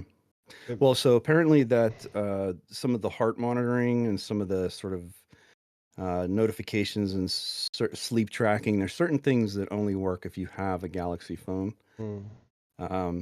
So yeah, that's kind of why I've thought the Samsung, and I went to Best Buy and actually looked at the Galaxy Watch 6 and 7, and they're really nice pieces of hardware. They're very pretty little, watches. The 6 Classic is neat because it has a rotating bezel. So, I mean, they have, and just like with a high-end smartphone, the build quality and the materials they use make it feel very premium. Like it's a really neat, compelling little package. So yeah, and what I'm looking at is like used. So like Swappa. I don't know if you guys have ever bought phones and stuff off of Swappa, but and I'm not advertising for them. I just happen to use them. Bring me my footstool. Um, I get almost all my phones off Swappa. exactly. So they have a whole category of smartwatches, and the rather than paying like, so if I were to get, let's say, the Galaxy or the Pixel Watch 3, they have two sizes, 41 and 45 millimeter. I think I'd want the larger one. Retail, that's $439 with tax. And on Swappa, you can get it for $140 less. So you could get it for $300 instead of 29 or 39. So, and that's mint condition. Which, and if you've bought through Swappa and they say it's mint condition, it is literally mint condition. Like as if it's brand new. So, and I'm happy to Yeah, have let someone I've been else. happy just buying their good quality phones because they come out looking like they're brand new to me. So I agree with you. I bought a good one time thinking, oh, well, it's probably, and someone mentioned like the listing even said there's a small scratch, because they're very strict about how they list it. And yeah, I got it and I was like, I could, I really couldn't even, it was a tablet. It was a tablet for my daughter. And I couldn't even see the scratch. I mean, I knew where it was, but it was like so barely visible. And to me, that was mint condition or damn close to it. But yeah, you're right. They classified as good. So, um, it's like cars. I'm never going to buy a new car again in my life because why would I? Why would I spend that extra premium to have the depreciation off the lot? And I feel the same way about technology. Like, why am I going to spend $800 on a new phone whenever I can get it next year for $350? here's a hint: don't buy a Fisker. I Ah, see one. There's one on the way between Sarasota and Tampa, and I see it all the time. And it is actually a really cool looking car. it is. It's So a it's a cool shame that looking car, but it's software dependent, and the software wasn't finished, and now the company's bankrupt, and they're not going to Again, finish it. second time right. they went bankrupt. Yeah. Yeah, you're right. Second time. First time wasn't. Well, they had the SUV this time, the second time or something, right? Yeah, Or am yeah, I thinking and of? No, that's no, yeah. it's an SUV. It's an SUV. Well, sort of an Ah, SUV. goodness. It's still an electric vehicle, and yes, it's extremely software dependent. And yes, they did just recently release 2.0 of their software, but it's evidently very, very few places that can install it. And Mm, I'm sorry, a software update should not cost between what was it, $400 and $1,000. Mm. wow. Well, I Wow. remember back when when Ford was trying to break itself up to not have to go bankrupt at the recession, Fisker actually offered to buy Volvo from them, but they couldn't put the finance package together. I saw a video where something had happened with the software where the battery died and there's a 12-volt battery and then the main battery pack or something, and the the e-brakes locked, and there was Yeah. no way for them to unlock it. Yeah, So you couldn't even tow it. there is a way to unlock it, but you got to take apart like part of the center call. I just recently watched a video of a guy that purchased one of these for $10,000 because it Right. wasn't running, Yeah. and decided to get it running, and all the hoops that he had to jump through. And there is a way to bypass that. Is there? Okay. Well, you got to force it to like partially charge, and then there's a way to get it rolling after that. Jeez. And then like there it ended up being like a zero cost fix Okay. because it wouldn't charge because somebody had pulled the emergency stop on the charge thing, and it's supposed to take a technician to go in and fix it. But really all it is you have to like pull the charger thing out, and there's this little plastic piece that goes out of alignment when you pull that thing to emergency stop the charging, and you put that back into place and mount it all back up, and everything works again. Oh my goodness. It's freaking disturbing the All way right, that they I put this think we've together. gotten off track here, We're a guys. little off It's track. been Little off fun. track. I'm sure Okay. our listeners don't mind We too much, have. but let's get back to Eric. All right. Well, so I got just a couple of extra things. So, and this is something I think we'll cover a little more in the innards. So basically, just the idea. I was pontificating and just thinking like, okay, I used to 15 years ago, 20 years ago, like I couldn't wait for the next release of a Linux distribution. I would, download it and throw it on my system, like without even thinking about it really. I mean, I had backups and it wasn't like I was overwriting data, but I had to go through the whole process of setting everything up again. And, and those hours of time, like tweaking and setting up, that was like a pastime, right? It was a hobby. It was something I was enjoying doing. And at some point that switched for me.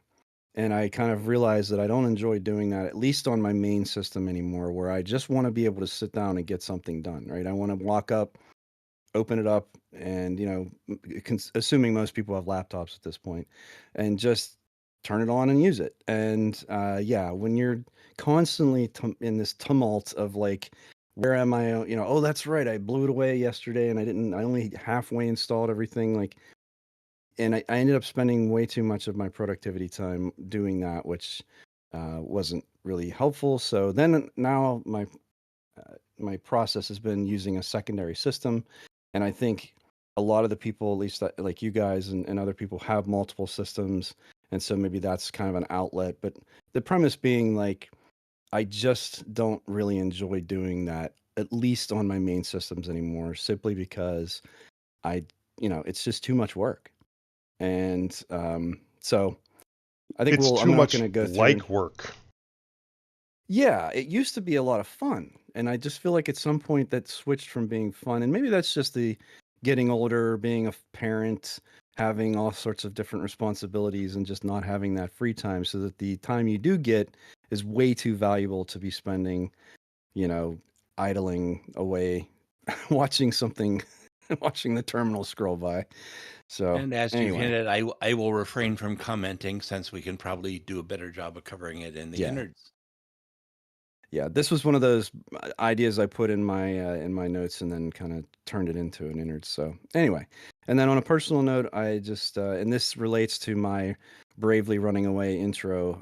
I evacuated for Hurricane Milton, and even though it was the stress of having to pack up your house and not knowing, like, the way they were talking, it was going to be the end of the world. And I'm thinking, are we going to come back to a home? Are we going to have a home to come back to? And fortunately, that wasn't the case. It wasn't nearly as bad as they thought it was going to be. But that stress of even not being here for it, but just that stress of like, could that happen? Could that happen? The good part of getting away, though, is that we had a little mini vacation, just my family and I, and so we enjoyed it as much as we could. Had some nice meals and enjoyed where we were. So I'm just hoping, though, I've had enough. This was 3 storms back to back. My wife just told me today that there's another storm brewing, and I've had Yay! enough. I've had enough for 2024 storm season can just go away. And hopefully 2025 won't be like this, but that's it. Hey, there's I'm only done. 2 months to go. Yeah. I know, right? So anyway, all right, let's move on, shall we? All right, well, that wraps it up for our Linux. For our bi-weekly wanderings, we are missing Bill today, and our thoughts are definitely with Majid today. He Definitely. had a death in the family. Yes. And let's move on to Linux Innards. Okay, this week for Linux Innards, we're going to be talking. Apparently, we had one topic set, and with Majid gone and Bill gone, we really couldn't do a good job on it. So we're going to talk about distro hopping. Why are you? Why aren't you? Do you enjoy it? Do you not enjoy it? Whatever. I know for myself, 2.5, 3 years ago, I was bragging about having one laptop that I had 12 distros on it, on one laptop, because they don't take up that much space. No. And I was going to expand it, and somewhere in the middle, my brain changed, and I actually knocked it down to 8. And currently, I'm down to having the same 3 distros on both my studio machine and my laptop. And so I think the bloom is off the rose for me too, Eric. But why don't you talk about yours since you've got so much written already? Yeah. So basically, my thoughts were that, again, this was something that when I was younger, I considered it to be. Let me just preface it by saying I feel like I learned a ton about Linux and about my systems in particular, the hardware, any kind of drivers I might have needed or special configurations.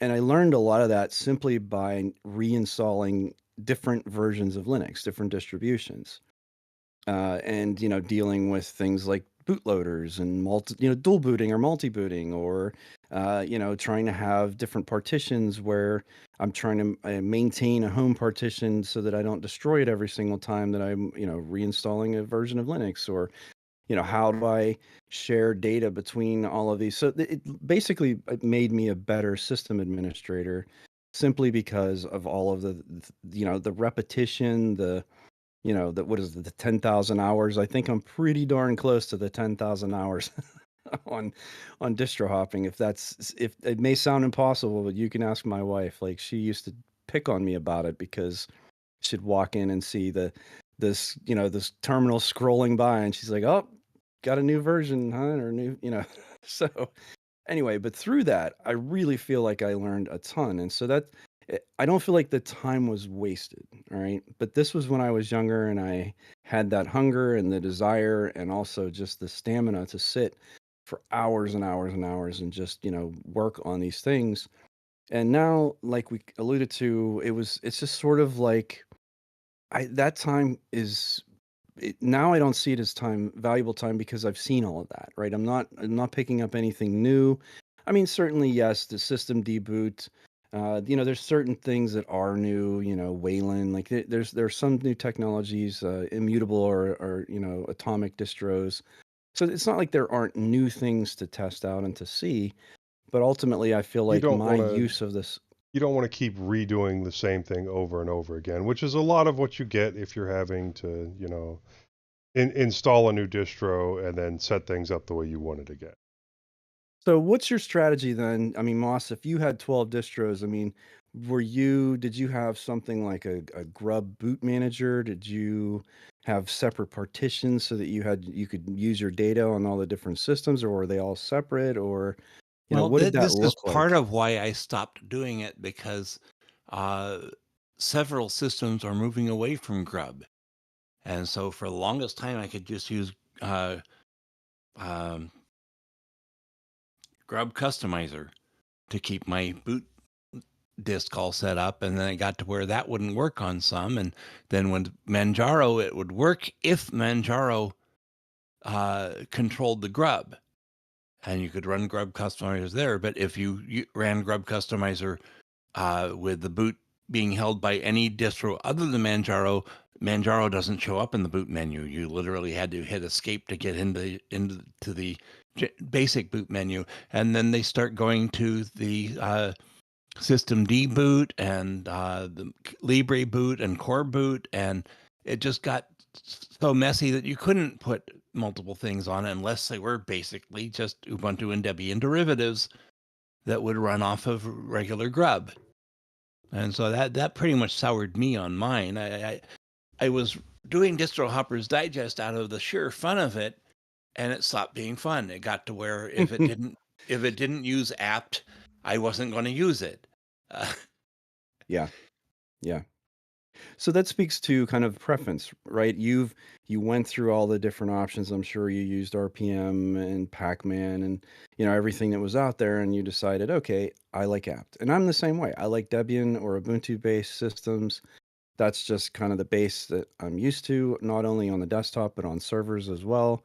So if I'm running a web server or a database server, like that's just my underlying stack that I like that package manager. I like the way that Ubuntu puts the server together. I really like Snap on servers, I don't like it on the desktop, but on servers. So again, I learned so much just simply by going through the paces and doing it.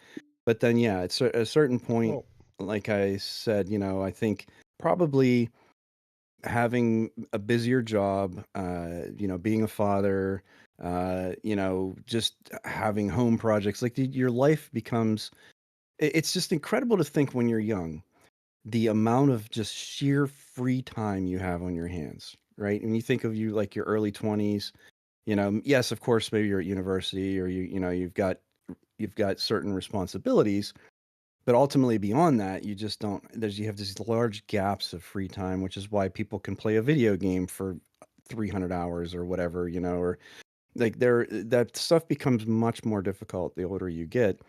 And the time that you do get, like I just need to sit down and get something done. I don't have the time to sit and endlessly spin my wheels and redo the same things over and over. Like Joe said, I mean, you're just at some point you don't have that same sort of either you're learning or there's an entertainment value or I mean, I swear it would be like a dopamine kind of thing.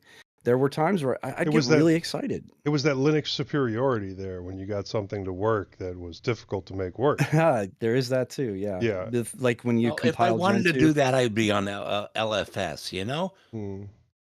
Well, Well, now, I but back mean, in the day, that was Arch.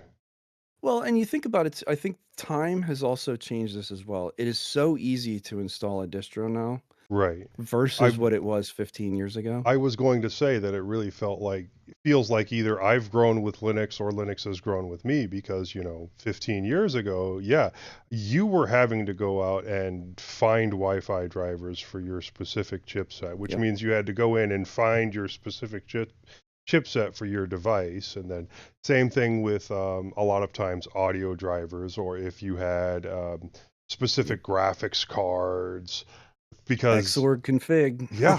Yeah, and then not only would you have to Yep. go and get the modules and possibly, compile the entire kernel around everything, but then you'd have to go in and you'd have to adjust Xorg to work properly for such and such a device, and adjust just how your audio devices worked in order to make them work correctly without blowing them out, because sometimes if you did the setup wrong, it would make your speakers pop and then they wouldn't work anymore.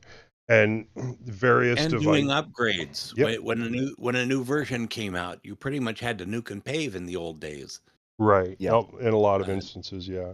and nowadays, almost every distro that has upgrades, you can use software to do the upgrade with. Some are easier than others.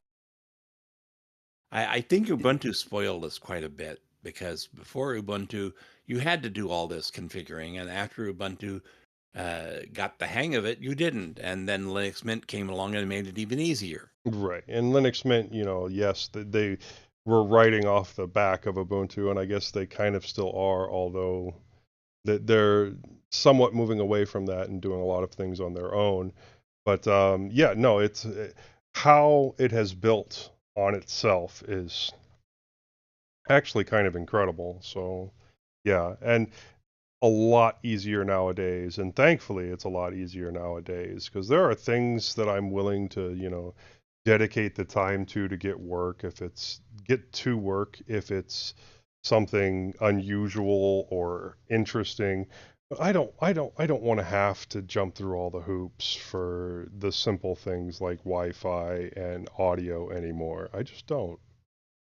And I mean, Yeah, and having to keep the ISO so that way after you load it up, you could go back into the ISO to find the specific modules for your Ethernet.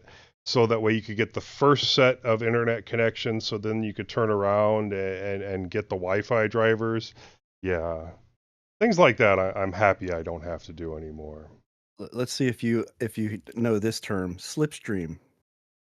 Sounds familiar, but it must have been a really long time ago. No, it's basically where you would insert a driver into the install process so that you would slipstream in like a Wi-Fi driver or a video driver so that whenever the system would boot, it would have access to that Right. particular driver.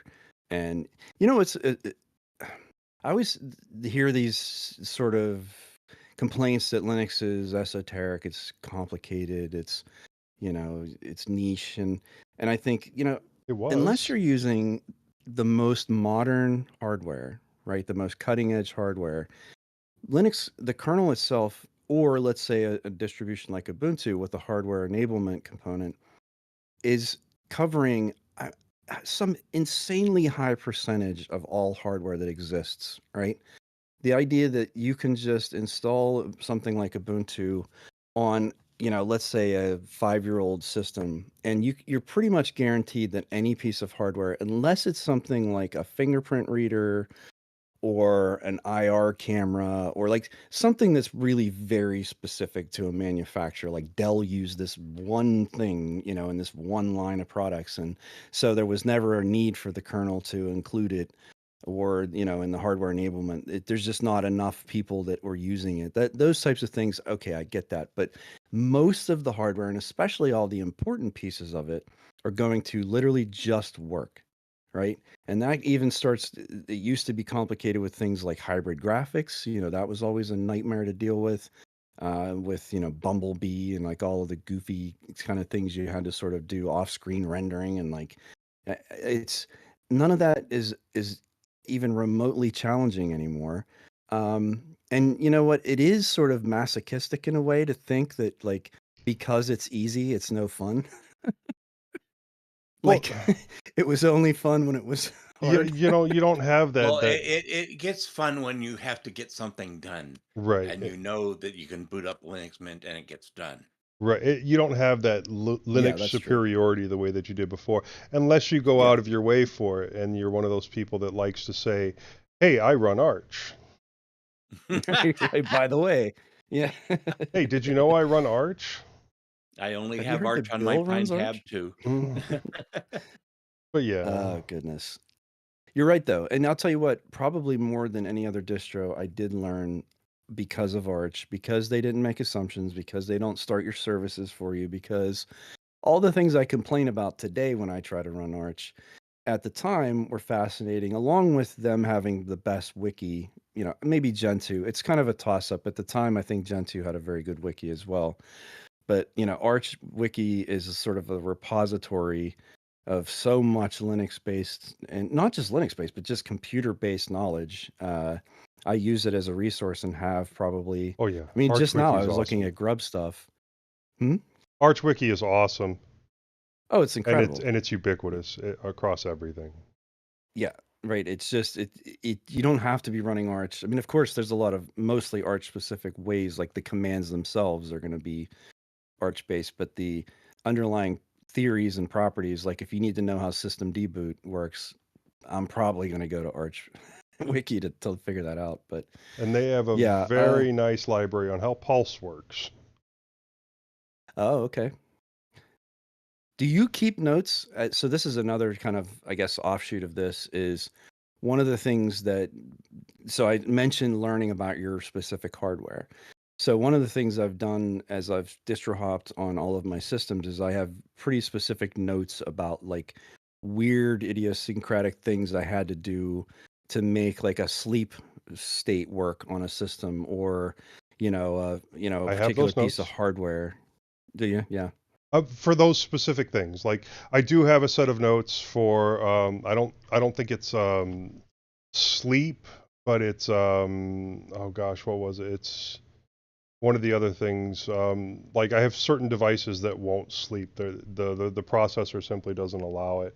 And so there's an alternate method that you can use. And I mentioned it to Majid the other day. I don't remember why, or I don't know why I can't remember the name right now. But Gotcha. where it dumps all the RAM to the hard drive, um, and then when you restart, it will restart from the exact same spot where it shut down, which is great for saving battery. But it's not sleep. It's So, but beyond the specifics of it, was that something that took you at least a certain amount of time to kind of find and then figure out and put into practice? absolutely.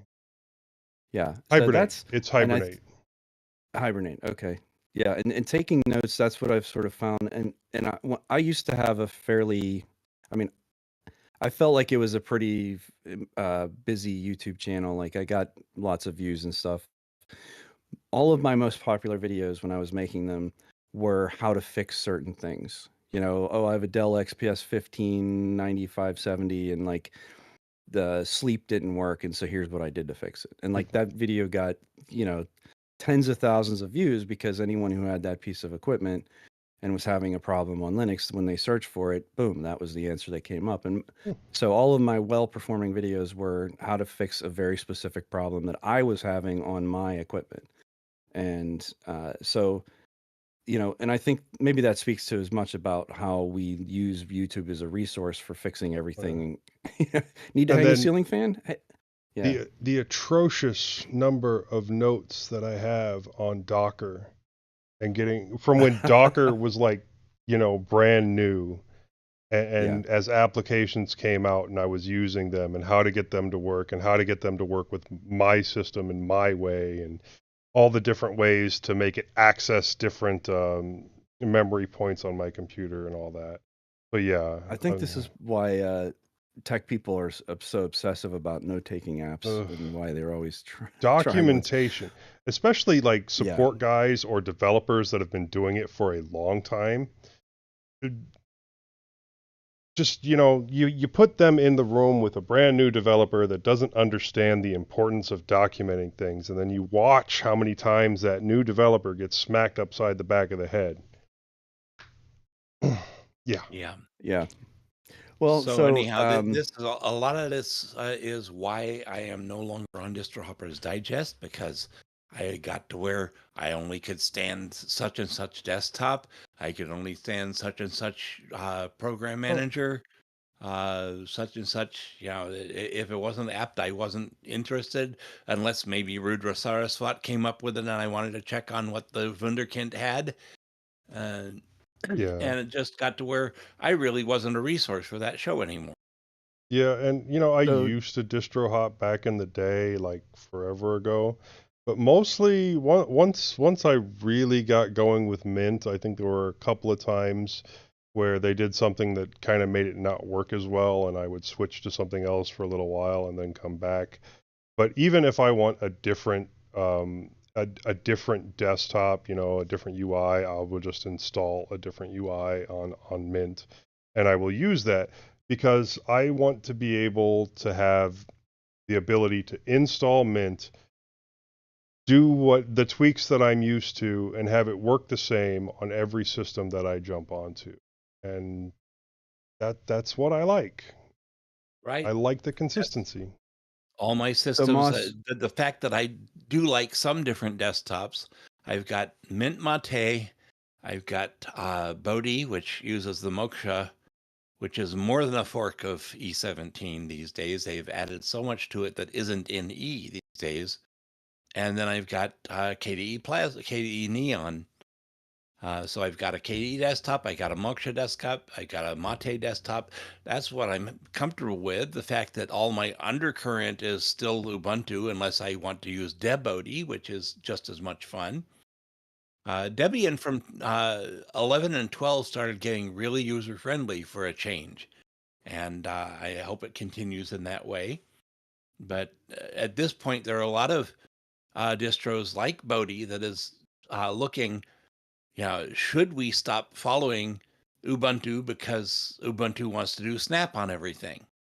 If you don't like Snap, you don't want Ubuntu. You can turn it off. I know KDE Neon, when I did the 2404 upgrade, installed Snap. It said it might actually install the Snap of Firefox, but it didn't on my two machines. So I just went back and made sure to uninstall Snap so it wouldn't. Well, for me, So outside of oh, go ahead. Go ahead.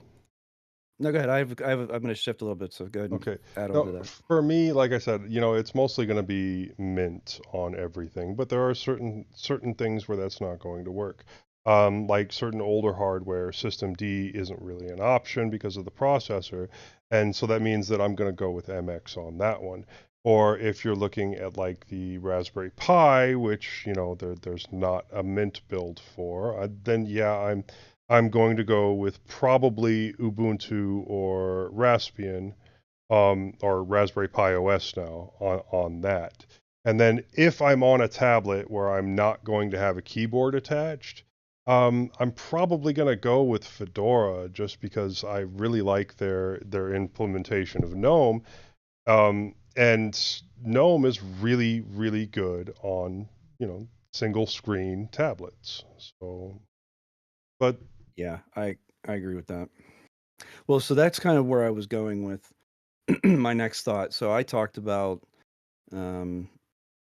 using that as a distro hopping as a vehicle for learning new things. Moss was talking about maybe not agreeing with the principles of a distro if they make a change to their policy or their philosophy. What are some of the reasons that you guys? Okay, maybe hardware. You're mentioning the touchscreen. I agree with that with my tablet, Latitude tablet PC. Like GNOME and Touch works better than anything else. It just does. Um, so outside of that, I mean, what when you had 12 distros, was it because you enjoyed going into each one and doing different things, or did you have one that was better for productivity and one that was better for games, or like what was your, besides like the things we've talked about, was there anything that drove you to want to try all these? The biggest thing is I love Moksha. I love the way Moksha operates, but some reason, if you don't have the setting right, you're going to have fun trying to find where it is. And there are just some things that just don't work the same in Bodhi as they do in Mint. And so if I want to get work done, I go into Mint. If I want to play my games or just fiddle with the computer, Bodhi is a lot more fun. I keep Neon around just because, hey, it's different. I get to see all the fun. The problem with Neon is Plasma is so configurable, you can configure yourself right out of having a working system. That could be a problem. Yeah, I can't do that with Moksha. And if I do, I just know how to reset Moksha to start over. Yeah. Got it. So and I also enjoy the team I'm working with on Bodhi. That's yeah. more than anything, because the guys are great. It's not a very large team, and I really am not doing that much on the team other than mentioning it a lot on this show. And It's something. And in my Mastodon reports and whatnot, but I'm always there with the guys. And like I said, the lead dev had his machine being a 2008 model of something that was just dying from overuse, and I had my T540p that I was using as my test machine in Distro Hoppers Digest, and I had stopped doing Distro Hoppers Digest, so I said, hey, I'll just send this to you. And Has that helped him? It has helped him immensely. We're still developing. Wonderful. If the machine dies and the dev doesn't have money, you don't have a dev anymore. That's the lead dev. Yeah, that is true. And the T540p was good because it had both Intel and NVIDIA graphics on it. So you could get testing under both systems. So kind of the last thing I wanted to talk about was the value, and this was always something I remember you would, when you were on Distro Hoppers Digest in particular, you made mention of, testing on hardware versus virtual machines. So, distro hopping, do you see? So for me, distro hopping was a lot about a new release of something I wanted to test out a feature, or maybe it was a new thing that I had never tried before.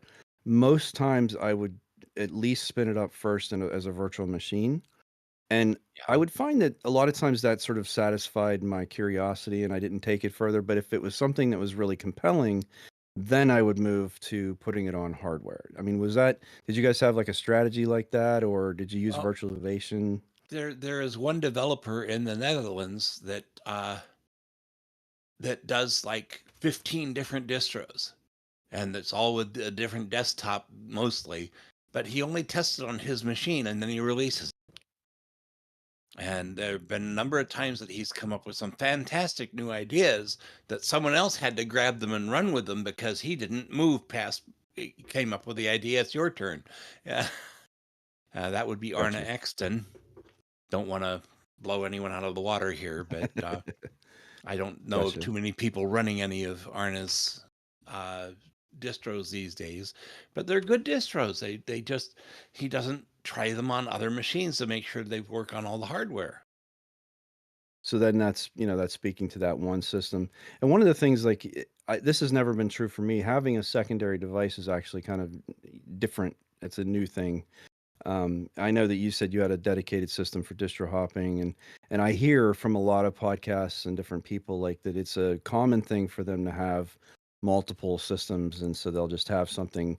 So I think if I've relied so much on virtualization and on, like, VirtualBox and stuff like that, simply because I just didn't have physical hardware. And I wonder if I had had other laptops or something like that during that time, would I have just used it other than, because there's definitely drawbacks to using a virtualization. I mean, I think it's better today than it's ever been, but certainly, any kind of like a graphics acceleration, or if, Well, good. it's less true today, but 2 years ago, 4 years ago, 6 years ago, uh, distros ran differently on virtual machines than they did on physical machines. And Yeah. when I started Distro Hopper, the idea was we are going to put this on metal. We're going to try a guy says maybe it's silicon these days, but Right. in the old days we were running on spinning rust drives. Yeah. And if it works great in a VM and you put it on someone's machine and it doesn't work, you haven't helped someone. That's true. Yeah. Yeah. So Um, I do Well, think that I no, probably would have been. Go ahead, it's Dave. it's still going to run differently in a virtual machine than it does on bare metal. I mean, there's still a difference. It's not as noticeable, but it's still going to come up and it's still going to cause an impact. Now, still one of my favorite things to do though is to dedicate an entire hard drive to a virtual image and have it run that way. And then if I want to, just be able to pull that hard drive and shove it into another machine and have it spin right up. It takes a little bit more work, but you can make it happen. well, there's also the case that I'm using that as a virtue point because I have never run a VM. Hmm. I Well, have never even looked at setting up a VM. I'm going, why would I? Well, I wouldn't know what to do yeah, here. I, So, I, I'm a Luddite on that point. Yeah. I don't like testing new operating systems on a VM because I like really embedding myself into it and I find myself getting distracted by the main machine. But I do use VMs for specialized applications. So, Do you do things like, I'll hear people say, well, instead of having an entire machine dedicated to Windows, I'll have just a virtual machine that I can fire up, and then if I need to, like, Adobe Acrobat or whatever specific application, do you do that, or do you me, just have a Windows machine? no, I have one Windows machine of mine that's not my work computer. And that's this one that I'm currently on now. It's dual booted, and that's specifically for gaming. And I'm not going Ah, to I'm not going to use a VM and then try and do all the extra work to pass through all of yeah. the different hardware. I'm just going to dual boot. And yeah, it used to be that games just ran better on Windows. That's less of an Mhm. issue, but there still are some instances where that's the case with a lot of your uh, your sign-in systems that different gaming companies Mm, use, the launchers, yeah. anti-cheats, yeah. Mhm. So in some instances, it's still better to just, or easier, I should say, to use Windows. But like graphically, now you're seeing a lot of games that even with the Proton abstraction layer, it still just runs better in Linux. Mm. Yeah. Well, the other thing Yep. that's bothering me is the school that I've applied at, ETSU. Seems like all of their software that they're using is Microsoft software. That's Yep. going to be the case no matter where you go, whether it's schools or businesses. The world runs on the front ends run on Windows, the back ends I'm run just on wondering if Linux. I don't have to get a Windows machine. That stuff is web-based, so I'd be surprised if they expected you to have a full version of Office versus using like an online 360 or web browser. something. Yeah. I mean, hey, it's possible. I don't know if they'll make it. I mean, it seems like a bit of an ask for that, Mm. but no. I mean, Well, if they the need reason, my if they need my documents turned in Word format, well, I can do that in SoftMaker anyhow. So yeah, exactly. And the reason you see Microsoft, especially in education, is they are so aggressive when it comes to selling to universities, to Businesses, everything, schools. Yeah. everybody. I mean, the only one who's ever made any kind of inroads would be Chromebooks, from Google. yeah, And even every that's kid not at the high Well, really, school has a Chromebook. Every kid. back in the day, all the schools had was Apple computers, and then later on, all they had is Microsoft Windows. computers, so Hmm. Windows computers. So yeah, but mm, and yeah, now all the schools are providing Chromebooks to students because they're cheaper and Cheap. easier to replace.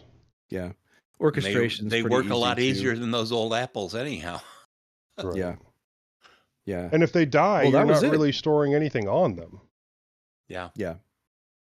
Yep. And orchestration is really easy. You need to log right back in on a different one and you have everything because it's all cloud based. Yeah. Right. Yeah. But anyway, all right. Well, I think for the topic of, distro hopping, and I would love to know if we didn't hit on anything. So if anyone, Yeah, we listening, would love to talk about this topic. We are all fairly informed on it. yeah. I'd Yeah. love And to I, hear and what I think Majid and Bill have to say too. definitely. So Well, if anyone listening has any feedback, I'd love to hear that. And certainly, you can send us a message. We have multiple different ways of you doing that, but we'll get to that at the end of the show. But mintcast at mintcast.org is probably the easiest and most direct way because Right. we all kind of check that inbox. So with Anyway. that, we're going to wrap up Linux innards and move on to vibrations from the ether. In the vibrations, we got one letter. Joe, did you handle that? yeah, I can handle this. And we did get It's another our one friend from Dale Miracle. Yeah. we did get another one from Dale that we received at like 7 a.m. this morning. I'm going to leave that for the next show. This one says, this is from Dale. It says, "Hey guys, first I want to mention XFCE. Yes, XFCE does look like it is from the 1990s. However, it is a familiar interface that many people can use, even without changing anything. One feature that isn't mentioned enough about XFCE is the infinite customizations it can do. XFCE can be made to look like any operating system's desktop or anything you can think of. I believe it is a better choice compared to KDE Plasma, at least when it comes to customizing. In addition to its built-in functionality, you can also edit the GTK settings because they use them for theming. Not being used on GTK is another benefit. They are not controlled by GNOME's decisions. Now on to Majid's Plex issue. I experienced this once before. I had forgotten to sign out of my Plex server when I reinstalled my server. Plex showed my server in my account, but it wasn't authorized. Using their website to claim it kept showing a blank page after clicking the link. I searched for a solution and found this one. It allows you to submit the Plex token manually. In step 1, you copy the claim code and paste it on step 2. Step 2 is all on one line. Grab a claim code from Plex, works on any browser, requires you to log into your Plex account, www.plex.tv/claim. You have 4 minutes before the code expires, and you will need to refresh the page to grab an active one. Substituting your claim token for your claim token, enter the following command, curl xpost. Yeah, it's in the show notes there. If you get an error here, your remote access port is probably something other than the standard 32400. I'd try asking your host to see if they can provide it. His did. Wait 30 seconds or so for the request to complete, and you should see XML with auth token and username values near the top pop up. Your server should now be registered and accessible via app.plex.tv. I know many suggest using Jellyfin. In my opinion, it's missing features that Plex had for several years. I'm also pragmatic. I've been using Plex for 14 years and been a Plex Pass member since 2016. It works for me. Majid's Audi tire pressure issue. My 2017 Audi A4 Quattro doesn't use TPMS sensors. It uses a different system that doesn't require replacing the TPMS modules. What I do is measure all the tires and make sure that they have the same pressure. Then I go into the vehicle settings via the screen on the dash between the passenger seats. Select Vehicle, Service and Checks, Tire Pressure Monitoring. I select Store Settings and confirm the tires are matching. There might be differences between the US and UK models, so you might have TPMS modules. They could have low batteries or failed otherwise. In either case, they would need replaced. The batteries are not individually able to be replaced, and why should they? It just means we get to pay more money. In closing, I wanted to wish Bill continued success with his health improvements. In our industry, it's not easy to eat healthy. The trend of some truck stops is to offer fast food or high-sodium prepackaged sandwiches, though some are starting to offer prepackaged fruit, which have been good points for snack food. Thanks to everyone for taking the time to support and host the podcast. Regards, Dale. And Banger, yes, this is live, and this is a podcast about Linux and open source. Thanks for asking. Okay. Is it even live? Yes, it is. Dale did have some sarcasm listed on his line about it. Just means we get to pay more money. So I wanted that brought up. All right. Well, that's all we have, except for, again, the one he's saving for next episode. So let's move into Check This Out. And Eric, you were talking about gear lever. Why don't you tell us about that? Yeah, I actually realized that I had gear lever is a way to manage app images and integrate them on your system. It's got a lot of different capabilities, and it's all built around App Image. And I was realizing that I needed to use an app image and actually wanted to update it. And for quite a long time, I used something called App Image Launcher, which is a sort of a daemon type service in the background.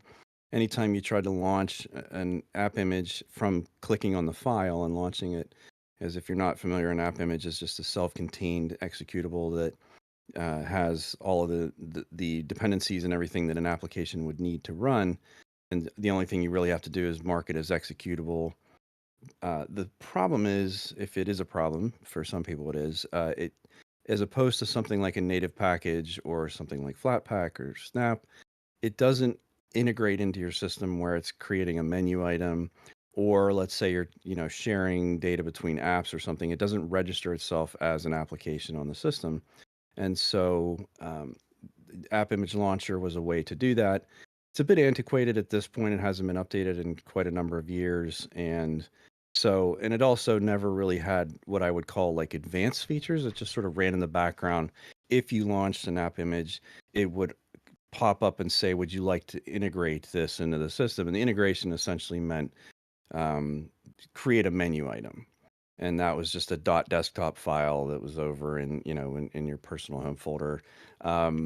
It wasn't ideal. There were some situations where it didn't quite work right, but it was better than nothing. And it made it so that an app image felt like a first class part of the system and, part of all your menus and things like that. So I used that for a number of years. Kind of got tired of dealing with some of the cruft and some of the issues. Like I said, it hadn't been updated in a long time, and then I heard about GearLever.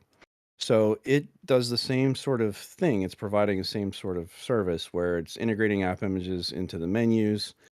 It's a drag and drop way to install the files. You can literally just have the application open and drag an app image into it, and it kind of understands how to open it and gives you options on what to do with an app image. So you can choose to install it. It'll create your menu item. You can launch it, remove it. You can update it. Some app images have an update a capability, and so this supports that. It lets you set some parameters so that when you launch it, it's not just launching the app image, but it's almost like command line flags where you can say, to run it in a sandbox or not in a sandbox, or different things like that. You can down to basic things like being able to change the icon or rename it. So there's all these different capabilities about how it integrates into your system, and it has a very clean UI, especially if you're using a GTK based. I don't know how it's going to look in KDE, but I'm on GNOME, and I would imagine Cinnamon or Mate, like any of those systems, it's going to look fine. And yeah, it's really makes app images, which I kind of feel like is the redheaded stepchild of package systems or package formats, which is a shame because app image is actually a pretty clean way to run things on your system and not have it commingle. Really, again, the Clean and easy. downside being Easy. it is very clean and easy. Even easier I've had than a lot snaps. of trouble. I've had a lot of trouble with app images, and this sounds like what I would need to stop having trouble with app images. Mm-hmm. Yeah, it's very, very straightforward and very easy to use. And the other thing that's really nice is that it shows you when you first open it all of the installed app images on the system.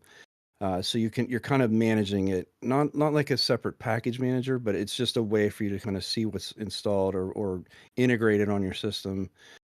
Like I said, Right. if there's an update and it supports it, it'll let you run an update from there. If you go into any one of the individual ones from there, you can choose to launch it, remove it, reload metadata, set the path. Like there's all sorts of different little things you can do that are relevant to like running an app image on your system. And then Right. if you want, so it is a very well thought out way to use app images on your system in a much more sort of first class integrated way. And so just wanted to call attention to it. Again, there will be a link in the show notes. So Great. So if you're running app images or you haven't tried app images because you had problems, check out GearLever. Maybe it'll solve your problem. So that's it for Check This Out. Now let's move to housekeeping announcements. Thank you for listening to this episode of mintCast. If you see something you'd like to hear about, tell us. Send us email at mintcast@mintcast.org. Join us live on YouTube. Post at the mintcast subreddit. Chat with us on Telegram and Discord. Or post directly at https://mintcast.org. Our next episode will be 2 p.m. U.S. Central Time on Sunday, November 10th, 2024. And we have a link in the show notes to get that converted to your local time zone. Our next roundtable live stream is 2 p.m. U.S. Central Time on Saturday, November 2nd, and we have a link in the show notes to get that converted to your local time zone. Our next roundtable live stream is at 2 p.m. U.S. Central Time on Saturday, November 16th, 2024, and there's a link in the show notes to get that converted to your local time zone. Live stream information is at mintcast.org/livestream. Wrapping up, Joe, where can we find more of you? Well, you can catch me on a couple of my other podcasts. I'm on the Linux Link Tech Show, which is at tllts.org. I'm on the Linux Lugcast with Eric quite often, linuxlugcast.com. You can send me an email directly, jb@mintcast.org, or you can buy me a coffee with Ko-fi, link in the show notes. Moss? You can catch me weekly on Full Circle Weekly News. You can write to me, email at moss@bodhilinux.com. There I go, dropping Bodhi Linux again. Mastodon is @Zyvala@hosttux.social. I occasionally drop a podcast onto HPR, Hacker Public Radio. Bill can't be with us this week, so you can reach him at bill@mintcast.org, Bill_H on Discord, @WCHauser3 @fauceton.org for Mastodon, and his other 2 podcasts are Linux OTC and 3 Fat Truckers. Links are in the show notes.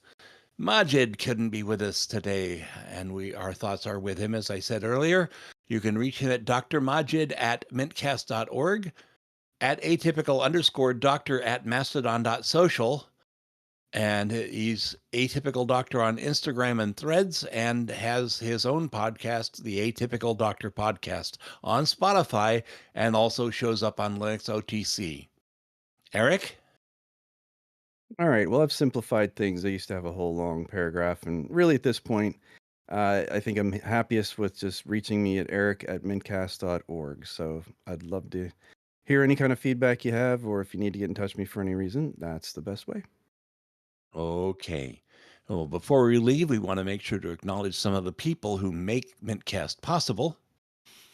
Bill for our audio editing, archive.org for hosting our audio files, even though we've had to find workarounds.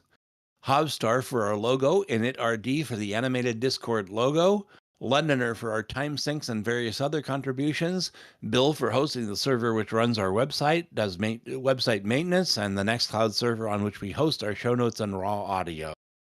And the Linux Mint development team for the fine distro we love to talk about. Thanks, Clem. Thanks, Clem. And Co. And Co.